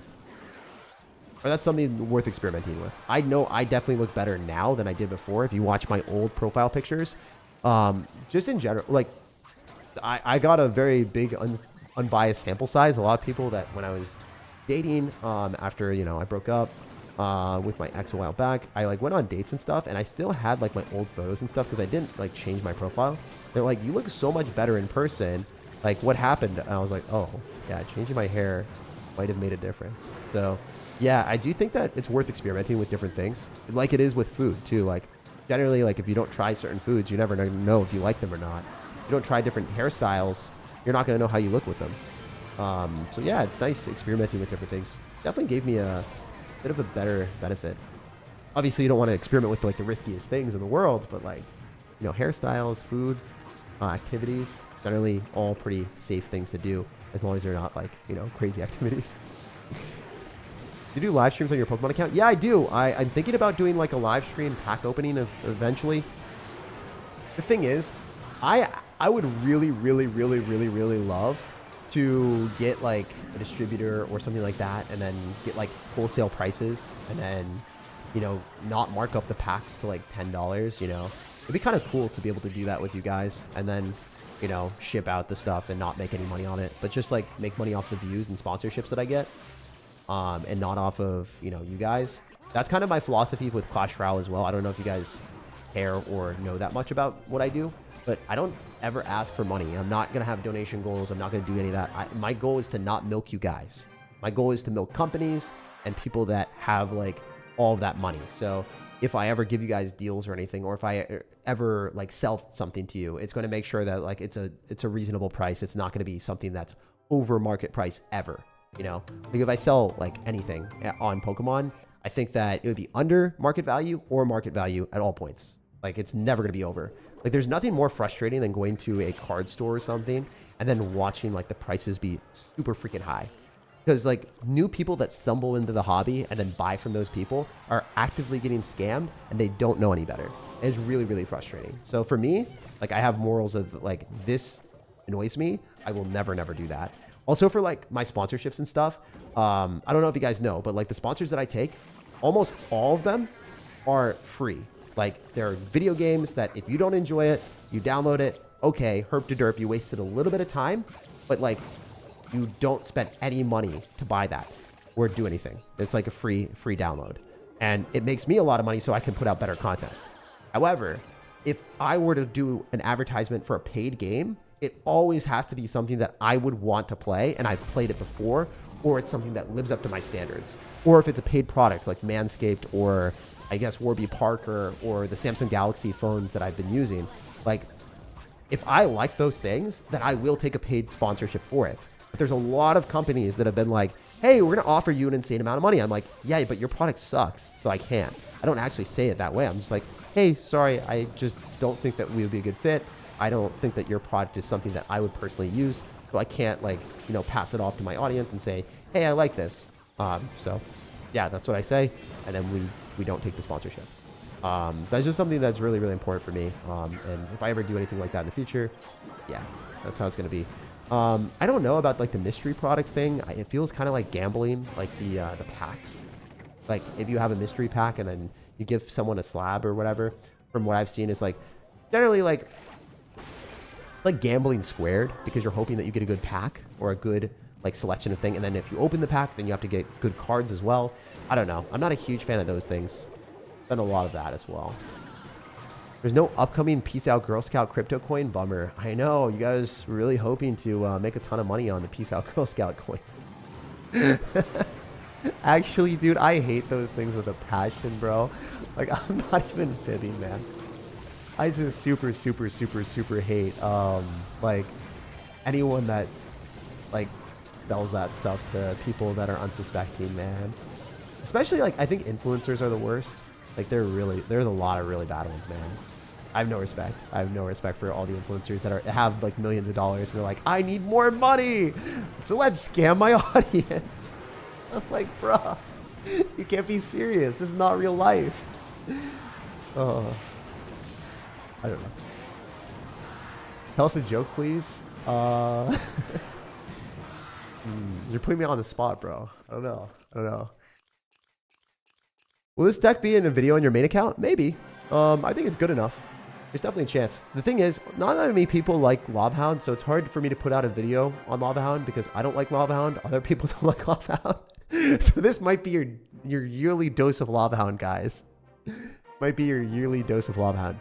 As I said before, I literally found a deck that was so good I could not ignore it. And I hate Lava Hound, so like this is a lot for me to play Lava Hound. It is that good. It is actually that good. Everything is a scam from your perspective. Phones cost $200 to manufacture. Yeah, I mean, obviously, like the way that things are, right? To manufacture something, they obviously cost them a lot less. But you also have to think there's like years of, you know, like time and effort to develop the phone. A lot of time like goes into the creation of certain things. So like I was talking to one of my friends that, you know, manufactures pickleball paddles. He tells me like, oh yeah, dude, I'm not spending that much money to get these manufactured from China, but the development cost me $5,000 of research to create the best pickleball paddle I could. I'm like, damn, like you went in. And he's like, yes. And I tested every single one, and I paid a lot of money to get all these development tests. And then like for me to create something that was good, now I have to mark up the price because of that. So, you know, sometimes that stuff happens. Like there's a lot of scams based off that. And then also if, you know, everyone needs something, like if you're at a movie theater, right? Or you're at an airport, the price of water is going to be a lot higher because you need water. You need like food in a lot of situations. So you're going to be paying for suboptimal, crappy food or whatever. Like, bro, when I'm going out in the wild and I'm getting food, I am not eating it somewhere that doesn't have a high Yelp review. If it's not above 4.2 or 4.3, I am not actively looking to go there. You guys can be like, okay, Jake, I see you. There are certain places that I'll eat at that have lower reviews for sure, because I know those places. But if I'm going somewhere new and I want to plan out a day with my friends and I'm really excited for a unique, fun experience, I always try to go for the highest possible reviewed place, and I'll look at the reviews of why they're negative. So if it's a 3.8 place and the reviews are because the service is bad, I'm totally fine with that. I just want good food. So, you know, I don't know how we went off on that tangent, but it is pretty important to find the things that matter to you, I guess. And yeah, I guess that's how I operated on it. I'll be real. You fall for that, you deserve to be scammed, no matter how stupid you can be. I mean, that is a take, dude. But here's the thing, man. Like, there's a lot of people that are not necessarily in the best situations in life, or, you know, struggling, or maybe not vulnerable people that are taken advantage of, you know? And I feel bad for them. If you are scammed and you might not be the smartest person, you might not be in the best spot in life, like, it feels really bad, man. Like, I don't want people to have that. That's why I actively, like, I don't know if you guys have seen, but on YouTube, there's a whole bunch of scammers, actually, that respond and pose to be me. And obviously, most of you guys are not going to fall for that, but there are some people that fall for that, and I feel so bad for them, man. And I try to delete as many of those comments as I can. Whenever I see someone getting scammed, it hurts, man. Because I know like my grandma and my grandpa, like, dude, they would definitely fall for that stuff if they were still around. I like sometimes when people just aren't cognitively all there, you know, they're more susceptible to that stuff. And especially if you're towards your later years in life and you fall prey to those type of things, you know, you might not have the necessary ability to regain that money because you're not working. You might be retired. You might be like, I don't know, man. It's dependent. It's dependent on the situation, you know? It's definitely dependent on like who gets scammed, what happens, right? You know, if it's like a 24-year-old dude that's like, YOLO, let's go. Let's make $1 billion off this investment. Sure, whatever. Like, laugh at them all you want, right? But like, yeah, depends on the person, man. Scams suck? Yeah, no, 100p. Great info. I always check Yelp. I mean, here's the issue, guys. Like, if you do Google reviews, what I found out, dude, no matter where I go, they always want to boost their Google reviews. So I don't trust it. I do not trust Google reviews anymore. There's like, I went to a boba place. They were giving away free magnets if you ended up giving a boba review. You guys know what I did? I reviewed them, but I did not click enter. I still did it afterwards. I was thinking about it. I was like, oh, is the boba place actually good or not? If it was good, I would have given them like a appropriate review. But I showed them the 5-star. I did give them the 5-star ultimately. It was actually really good boba. But I would have not given them the 5-star. I would have adjusted it and given them like a real review. I didn't feel like comfortable like giving them a real review if in front of their face it was like a 3-star boba. Guys, I have had pho before from Washington that had freaking hair in it. So my expectations are not very high of food here. I think it's good. I think most food in Washington is decent. But man, if you get out in the wilderness a little bit too far from Seattle, sometimes the food is really bad and the reviews are high and you're just like, why? Place I went to today was like, give a free drink or side dish if you get a review. Yeah, dude, it's so scammy. Like, I don't like that. Because then it, you know, it invalidates the reliability of it. So for me, yeah. Oh, by the way, we pulled an electric giant. Wow. We learned from our 11th loss. So even better. Rule number 1 is don't like being told what to do. Savage ape. I mean, that's also like a very common thing in life. Like a lot of people, guys, girls, old, young, people don't like being told what to do, man. Just a thing, right? A lot of times people actively do the exact opposite if you tell them what to do. It's kind of funny how that works. I don't believe in Yelp reviews. They're always negatively skewed. Really? I mean, okay. I'm okay with something being negatively skewed because if they're negatively skewed, then it's going to be harder to get good reviews. So then if they're good reviews, then they probably, I don't know, man. They're probably good. And it's also like one of those things I actively ask my friends pretty often for reviews. I don't know. Do you have a full-time job? Do you have a job or you're a full-time creator? I've been a full-time creator for years now. I am a full-time creator. How's the weather? Don't know how it is. I mean, I went outside and I drove a little bit today. I went to Green Lake for a little bit. It was pretty okay. It wasn't bad. But that was earlier in the day. Have you ever been snowboarding? No. I've done skiing a lot. I've never snowboarded. Why don't you upgrade all your cards? I've seen a lot of people do that. I mean, this is a second account or third account, so I don't have the ability to upgrade all cards on this account yet. Read my comment. I got you. What's the favorite card in Clash Royale and the worst card? So the worst card is definitely Barb Hut. My favorite card is probably... You know, so Barb Hut sucks because when you drop it, it generates only 1 barb when it dies. So you can't really defend anything. And it costs 7 elixir, so it's pitiful. A 7 elixir card that can't defend against a P.E.K.K.A. or a, like, anything like, it defends Hog Riders and Ram Riders, but, like, that's it. Like, you're telling me that a 7 elixir card struggles to defend against a 7 elixir defensive card, can't defeat a 7 elixir aggressive card. Like, come on, man. Like, I'm dropping 7 elixir. I should be able to defend a P.E.K.K.A. every time. Like, Goblin Cage is better than Barb Hut, and it costs 4 elixir. Like, a 3 elixir difference being that notable is insane. Like, I get an evolved goblin. Like, I get a goblin. And the barb hut does nothing. It gives me a barbarian. It doesn't even give you a freaking E-barb, bro. If it had an E-barb on death, that's what it should be. That's what it should be. Why don't they do that? Why don't they buff barb hut by giving an E-barb on death? For real. Yo, I should tell them. But then they'd be like, it's just Goblin Cage, but worse. I don't know, guys. It's tough. It's tough. It's not easy out here.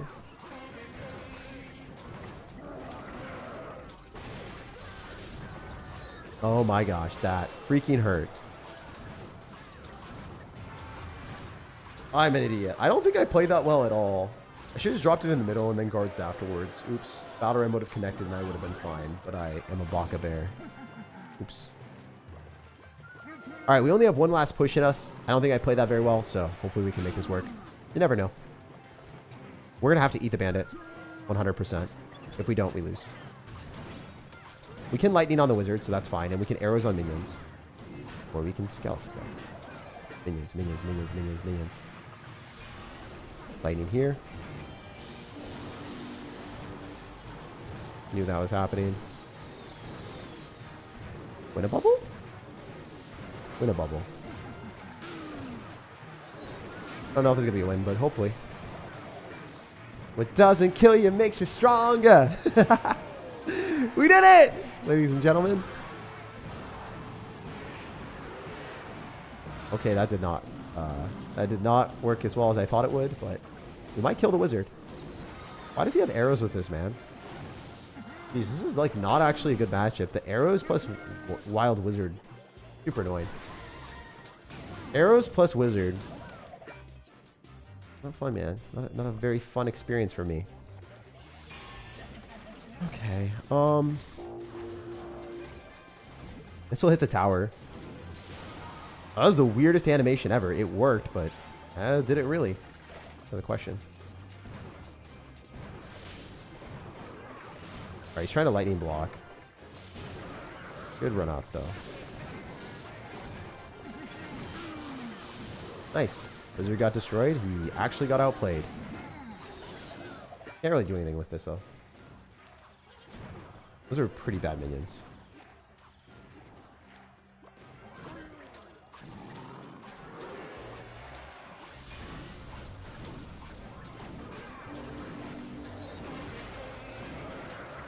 Nice. We can just defend this. We're in a good spot.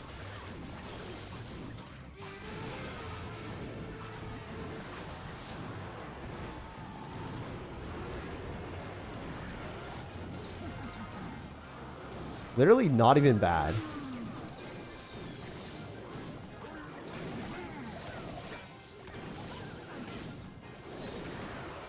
That sucked, actually. I think we win.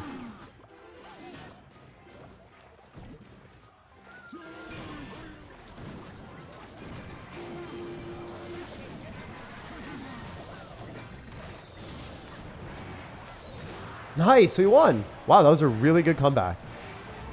I'm incredibly proud of how I played that. Let's go. I mean, I'm proud of how I played that at the end. I just focused up. Nice. Your videos make me feel so much better. My dog the other day. My dog died the other day when my goldfish lost its ears while in the swimming school. What am I listening to? Oh my gosh, dude. Why are you trolling me? Wait, what do you... Why did I read that, bro? Alright. Absolute Cinema. Nice comeback. Yes. I'm a bit toxic. Jake, I'd pull the King Tower in the last few seconds. You would troll him like that? Damn. You guys are heartless. Oh my goodness. Alright, you're in a Valk in the back.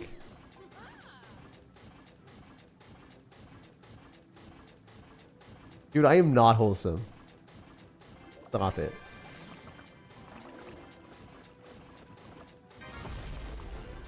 Alright, we're brain rot right now. We're no lightning here.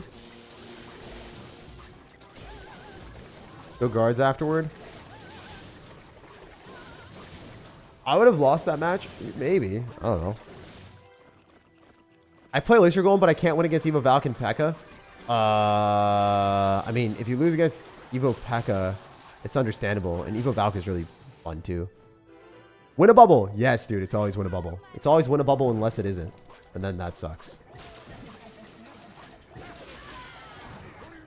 Alright. I wish I sniped the Ram Rider, but it's okay. It doesn't matter. Do you think that Goblin Cage's Evo is one of the best cards in the game? It's just really good in the meta. It's not actually like one of the best cards in the game. What was... There's no shot in hell that ever activates King Tower, bro. Like, it was targeting on the tower. I like, the Fly Machine's range is really, really long. That did not make sense. I don't know what his brain was thinking there. I was literally walking my uncle's wife dolphin at the bottom of the ceiling because the ground was blue. Oh my gosh, dude. My brain hurts. How do you even come up with this, bro? What are you doing? What are you on? I don't even understand. Like, I actually don't even understand. I want to understand, but I can't. Can't comprehend this level of savagery. All right, please pop the ability. Yes. Yes, get dunked on, my dude. All right, we're doing pretty well. As long as we kill the P.E.K.K.A, which I think it dies. This is looking really, really surprisingly awesome. He also, like, spent way more elixir than he should have, I think. And we're going to snipe that. And we're a Lava Hound again. Like an absolute chimpanzee. That is going to be me. I am the dum-dum.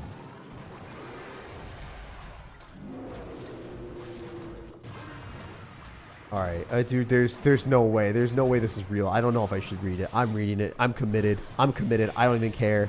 My cat was flying on the other day. Accidentally, he fell off the roof, spilling its bars all over the floor. There's no way. Like, this has to be a generator, man. You're not coming up with this. I refuse to think that you're so brilliant to create this poetic masterpiece every second. There's no shot, dude. There's no shot that you can do this level of brain rot. I could never conceive an artistic individual like you would ever be gracing our chat with your presence.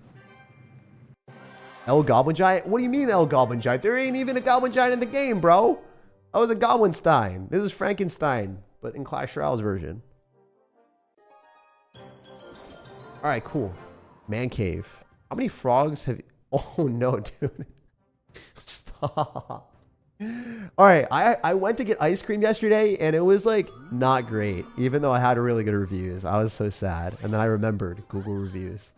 Or maybe it was just, like, a Tacoma thing where it wasn't that good. But I went to, what was it? Front Row Card Show in Tacoma. I've never been to before, but I heard it was really good, so I went. I was, like, really happy with it. So I wasn't happy with the food situation, but I went to a Mexican place after that. It was so good. It was really, really, really good. But the ice cream was kind of mid. Maybe I should, you know, post where I've been on Seattle. That would be kind of cool for anyone that's visited, because I'm actually pretty harsh on the places I eat. I think my recs are really, really good. Peck at the river makes sense. People do that, man.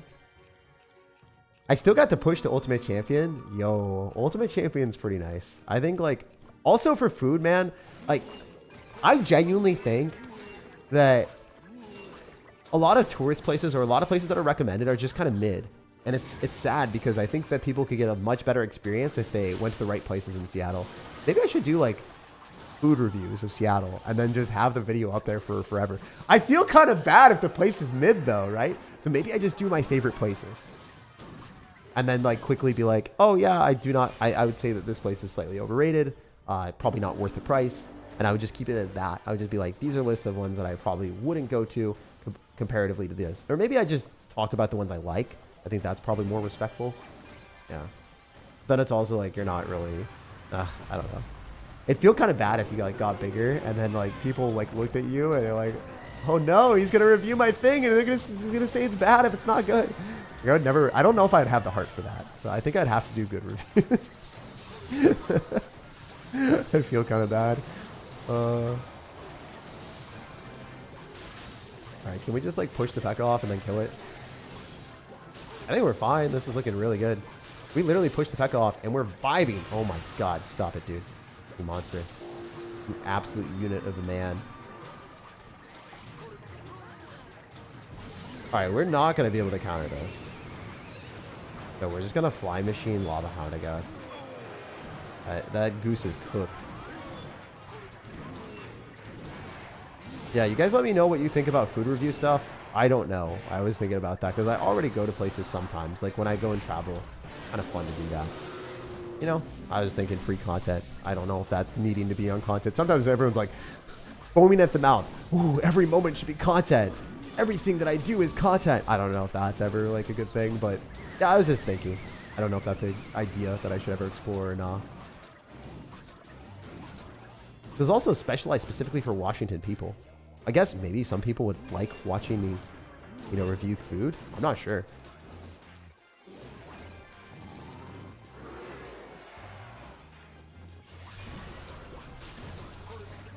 I also don't really have a culinary background, but I do know, yeah, I do know if things are overpriced and worth it, at least in my opinion. Anyway, GG. Tag in tennis? How can you create good topspin? Any ideas? Yeah, I mean, generally, there's a lot of different things that I could tell you, but basically the most important thing is to get underneath the ball so then you can do a windshield wiper motion. It's like windshield wiper and it creates topspin. That's for beginners, but obviously there's a lot more mechanics than just that. There's a couple good Instagram tennis people that I learned a lot from, and also my coach could probably show you videos if you really cared of actually good technique, because there's a lot of trash technique that, like, you know, I can't really explain it because I don't have a racket. I can't really show you right now, but yeah, basically I think some of the most important advice for tennis, a lot of people think that it's just like stroke or like the motion that you do with your hands, but genuinely, if you don't get underneath the ball with your legs, you aren't going to be able to generate a good stroke or actually hit the ball in the way that you're supposed to. The way that I envision it is your legs are kind of like an elevator for your racket and your body to get underneath the ball. So when you get underneath the ball, you can hit a lot more topspin than, you know, being flat-footed and swinging at the ball like an absolute animal. So yeah, I'd say that that's the most important thing. Having the right, you know, trajectory of your motion, and then making sure that you use your legs. Like, it's a good foundation. Went to the beach the other day, found out the guy who was from Fork Knife was also my long-lost mom. Fork Knife. I think my grandma unironically asked me if I streamed Fork Knife. Like, you know how that's a meme? Now everyone's like, oh, it's Fork Knife. My grandma literally thought I was playing Fork Knife. That was the game that she thought Clash Royale was. Shout out to my grandma. I love you. Maybe. No, I love my grandma. What's your second sport after tennis? Pickleball? Question mark? I don't know if that counts.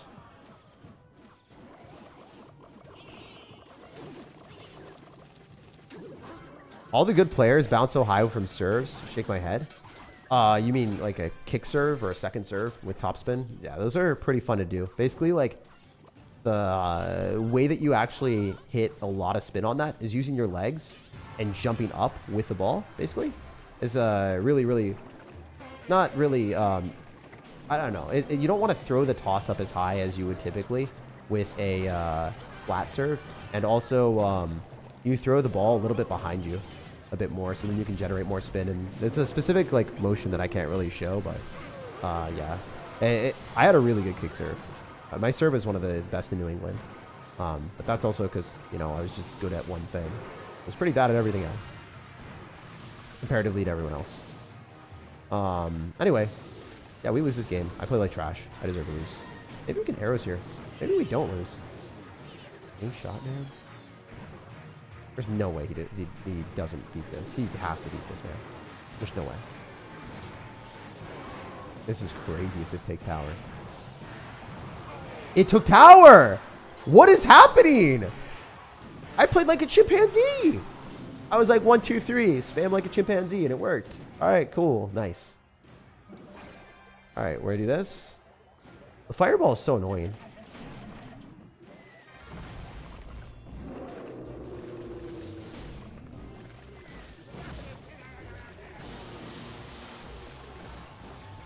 I'm gonna arrows that, I guess.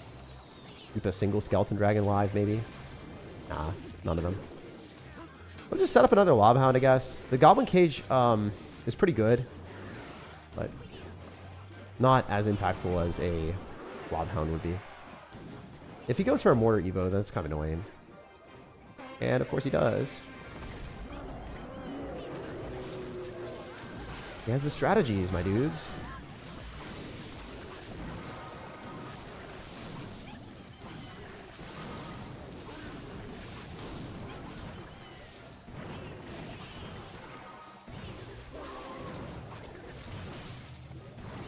We have to get on top of that and then like fire the miner. There's actually a chance he loses. Not super high, but it is possible. Hey, lightning the Spirit Goblin and get the Lava Hound on.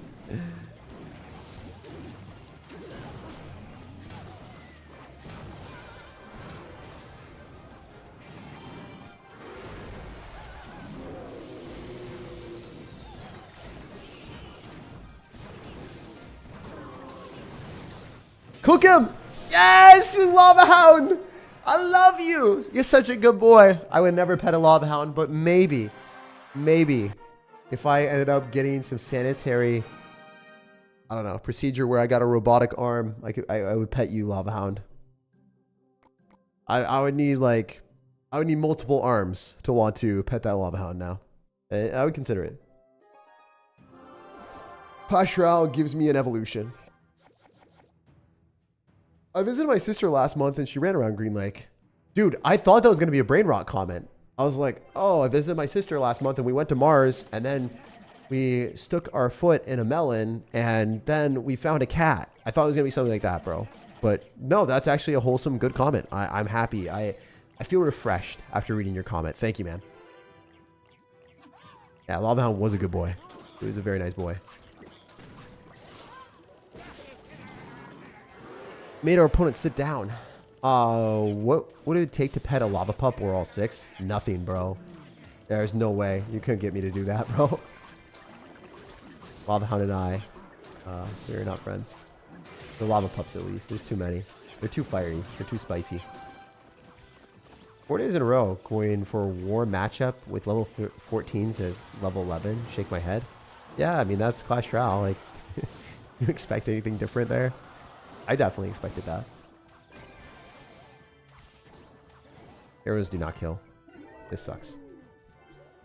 I think we have to Valk on the other side. Then we kill the Archer Queen. He didn't even go invisible. He knew. Understood. He knew it was going to go down. There's no way I defended that. What was I doing?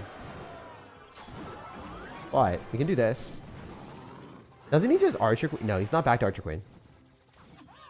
I forgot he has that. Why do you have an Archer Queen Mega Minion, bro? Who let you do that? I have no faith that I win this. He's going to have, like, Fireball, too, right? Okay, never mind. He has Snowball. This is winnable. Win a bubble. Win a bubble. Win a bubble. Win a bubble. Win a bubble. Win a bubble. No, we're screwed. I don't know. I don't know. I don't even understand. Doesn't even make sense to me, man. My goose is cooked, though. My goose is actually so freaking cooked. Who comes up with these decks, dude? Why you do this to me?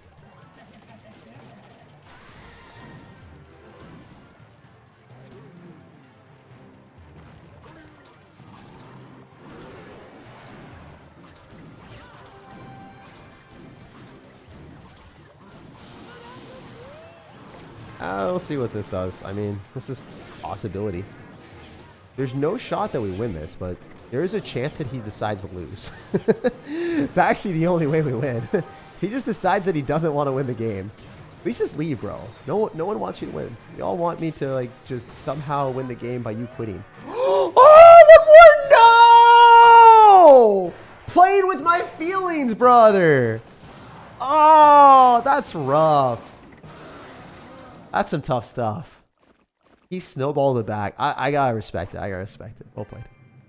Since there's no good movies anymore, you're the only entertaining thing on right now, says Nick. Damn, dude. If you haven't watched Molly's Game, I think that's an amazing movie. All up $5, says Mysticism. I'm mystified by you, man. Thank you. Hey, Jake, love you and your content. Wouldn't mind viewing the food commentary. Yeah, I think that'd be fun. I think it'd be cool.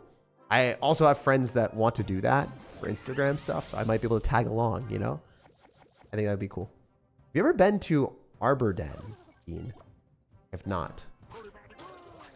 Den of Thieves is also pretty cool. I kind of watched Den of Thieves and then left it like halfway through.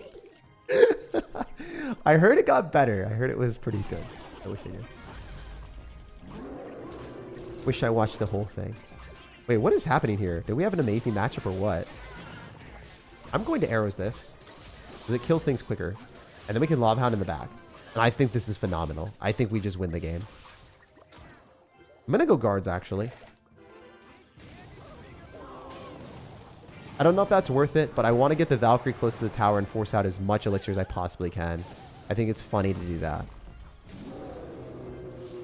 Valkyrie does not kill, but it's fine. We're going in for the thrill of cycling our fly machine as early as we can.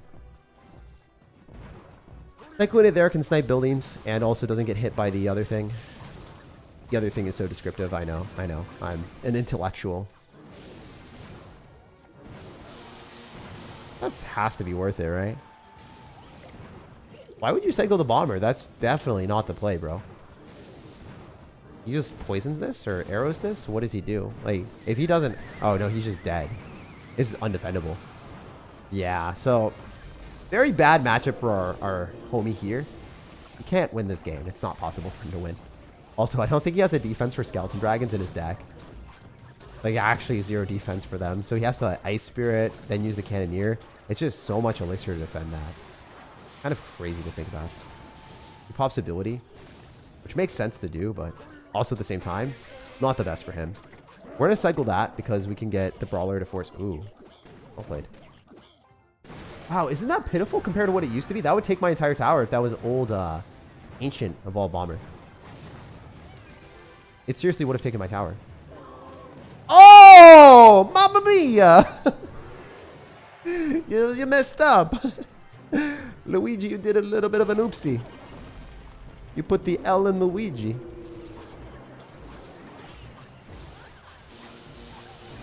I should have waited for him to pop ability, probably. The cannon does not hit, bro. Not even close.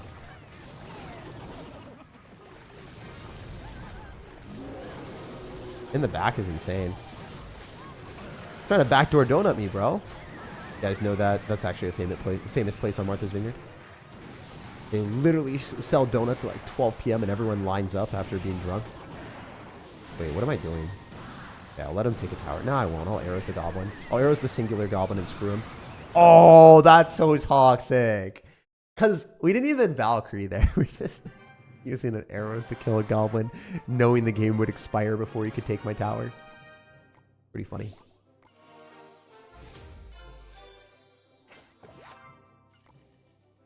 Every time that you drop a lava and you say good girl to pet your pups.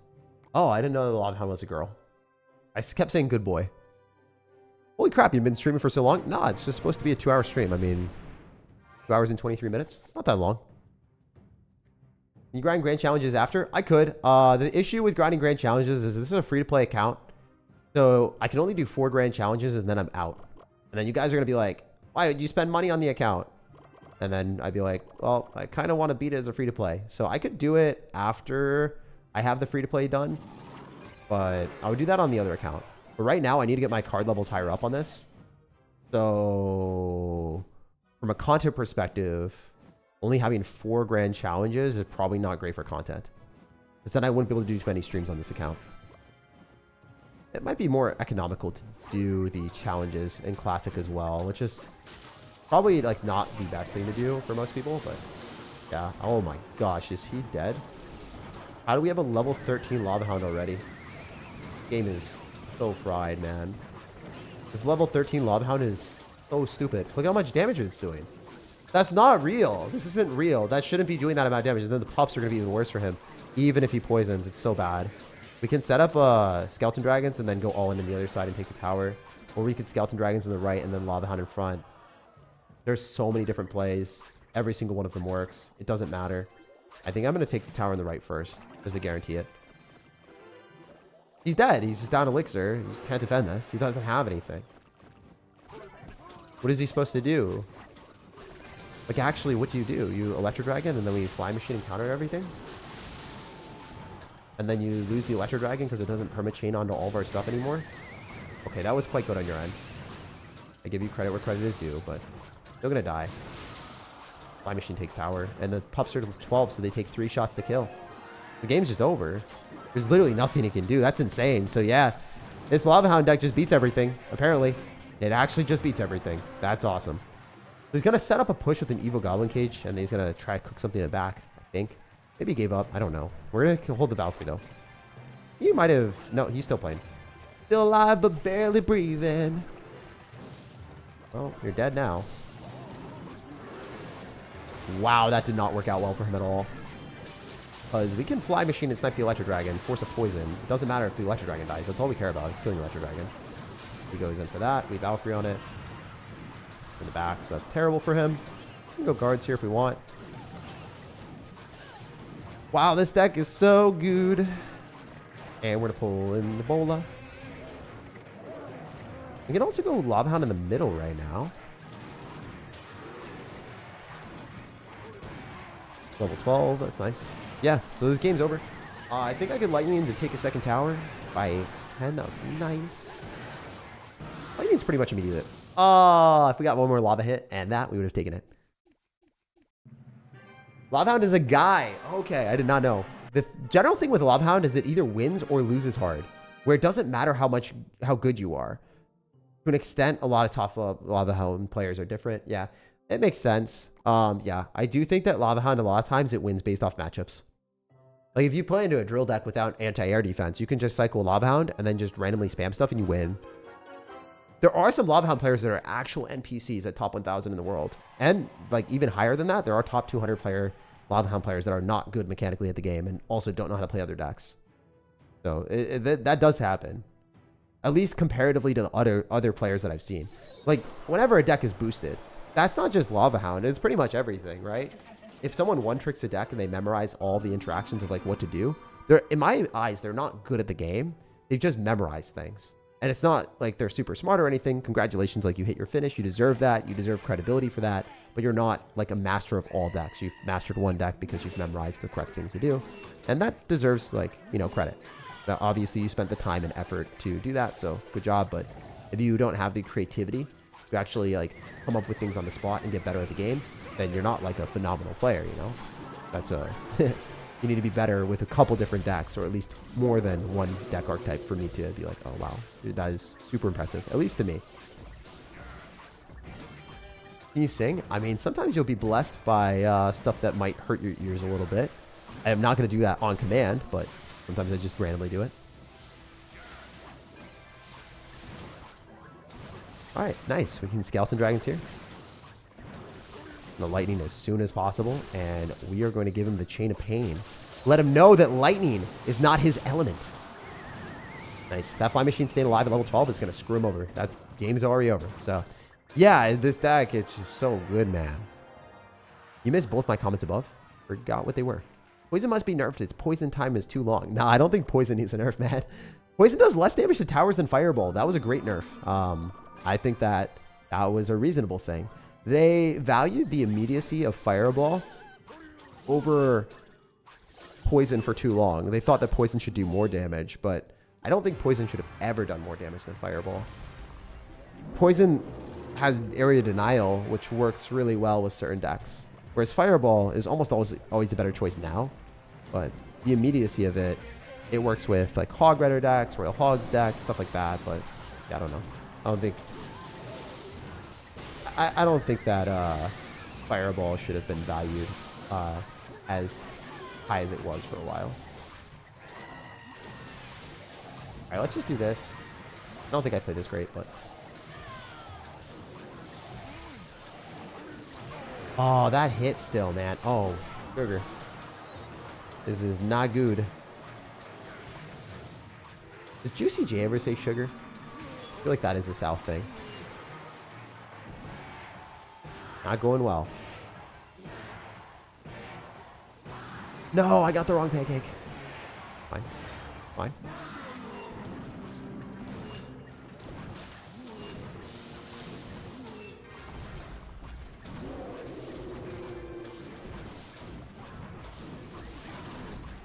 That Mega Knight just knocking their stuff away is so sadistic. Alright, we're gonna focus for the rest of this game. I was not focused earlier. That was my B.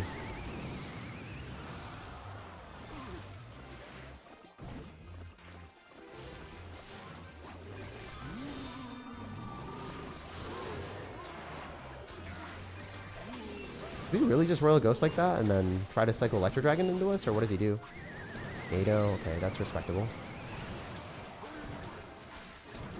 Lava Hound will definitely do more damage over time, though. No way this is good for him. It's gonna lightning.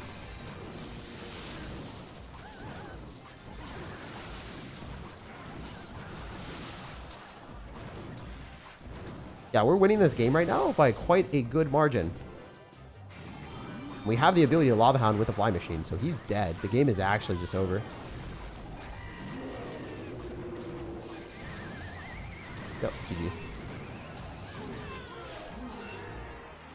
Alright, cool. Let's go to the next one. I am shocked by how strong our Lava Hound friends are. Let's win the last one. Mega Knight is probably the goofiest Evo. The sound effects and the uppercut into jump combo and the squish effect from hitting the ground. Yeah, and its animation is... if you guys know how game design works, there's an X-axis, there's a Y-axis, and there's a Z-axis. I think there's a Z-axis. That is what it is. It's the third dimension one, right? So the fact that the Z-axis ends up having like the vertical axis, you know, like how vertically distorted something is. So the Mega Knight, when it knocks something on the Z-axis really, really high up, it looks derpy.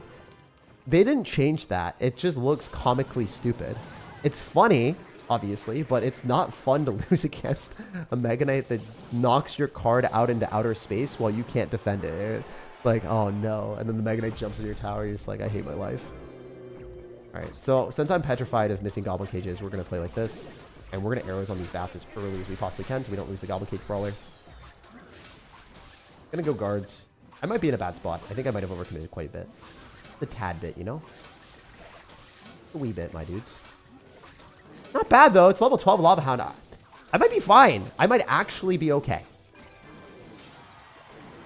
The question is, do I Skeleton Dragons? Do I Fly Machine? I think Skeleton Dragons are better because they are going to maybe kill bats. But this is fine, too. The splash damage is kind of negligible, I guess. We're not doing that well. Nah, it's okay. I guess the Lava Hound was too ambitious. I think we have to set up another Lava Hound here and maybe sack the right-hand tower if he goes too hard on it. If he goes too hard on it, I just sack the tower and all in him.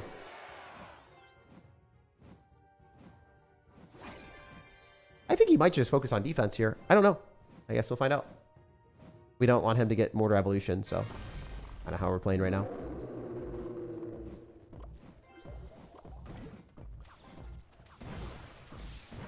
Cycle of bad ability, please. I wanted him to cycle the ability.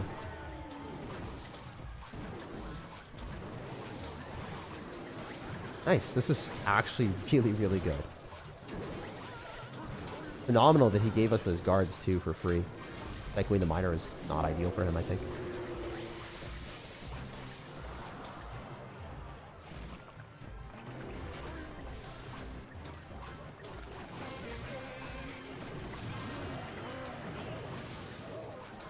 Alright, so I think we have to go in. No matter of how much damage I'm going to get here. If I can take the tower, which I should be able to. Catch the miner, too. Unbelievably clutch. Throw this down. Go Valkyrie. There's no way he defends this, right? Like, you're going to take a tower with a poison, but you're screwed on every other angle, brother. GG. Nice. Got another 12. That's what I'm talking about. So, yeah, if you've never played this deck before, you'll probably do pretty well. I've never played it either. And 11, 12, 12, not bad. We started off at a 7 because I was at 6 and 2, and then I won the first game and lost after. But also, I just clicked through that and didn't even see what I got. Oh, no. I think I got goblins, maybe. I don't know what I got, but I hope I got some good stuff. I hope I got some cheap cycle cards. I literally have no clue. But hey, it is what it is. I did lose that one, the 11, because I stumbled on a stupid Goblin Cage, which, it is what it is. Very easy deck to play. Very, very easy deck to play. Obviously, check it out if you guys want to get a lot more wins in Grand Challenges, Classic Challenges, Ladder. Wow, is this deck broken right now? You have to play it with the Chef Tower or it doesn't have that strength. Legitimately, without the Chef Tower, this deck is not good. The Chef Tower makes the Lava Pups take 3 hits to kill, so it changes interactions, and a Lava Hound, if left alone, will probably take Tower in other situations that it wouldn't. So that's why this deck is broken. I want to be 100% clear for everyone here. Yeah, also, check out the pinned comment if you guys want to see a fun video. This was a video that I created yesterday, and we got it out within 12 hours. This is really cool, because a lot of the times when you watch my videos, it takes 24 hours to edit everything. This was one that we put together and we had multiple people working on it from a perspective of I helped out my editor. I had a whole bunch of edits that I wanted to get done. He was really gung-ho about it and he worked and we made the video shorter and we wanted to get a cool, fun idea out. And this is authentic. You guys will see games that I played. We didn't cut out any wins or losses. We showed the authentic experience of how often you lose and how often you win with the highest cost deck in Clash Royale. If you want to see that, check it out in the pinned comment. I had a sponsor at the start of it. If you want to see that as well, you can skip over. It doesn't really matter. But it is super funny if you guys want to see the highest cost deck in Clash Royale in action and see my reaction to what happens when I play it at mid-ladder where people have cards that I can't predict. I'm running a trash deck and my opponents are running trash decks. And you guys will find out what happens. It's a meme adventure. So check that out in the pinned comment. The ending of the video, I was a little bit sad, but I was very happy how the video came out. So it was probably one of the best edited videos that we've done recently from a perspective of just fun factor. It was a very fun video for me to watch personally. If you guys want to see something else, check out the pinned comment to see that meme adventure. I'll see you guys later. Hopefully you have an amazing rest of your day. Check out the pinned comment. Like the video if you enjoyed, because if you like this, gets pushed out to more people. We're able to put out more content, do more streams, do longer streams, because you guys have been supporting and liking my content a lot. I did a longer stream today. I decided, hey, you know what? I wanted to do an extra, tournament instead of just doing 112 win. I was like, yeah, we can do another one. So thank you guys for all the support recently. I love you to pieces. Check out that pinned comment for the troll stuff. And yeah, I'll be reading the comment section too. So if you guys have anything to say to me, peace, love, and positivity. I'll see you guys later. And I hope you have an amazing start to the week as it gears up on Monday. Love ya. Peace.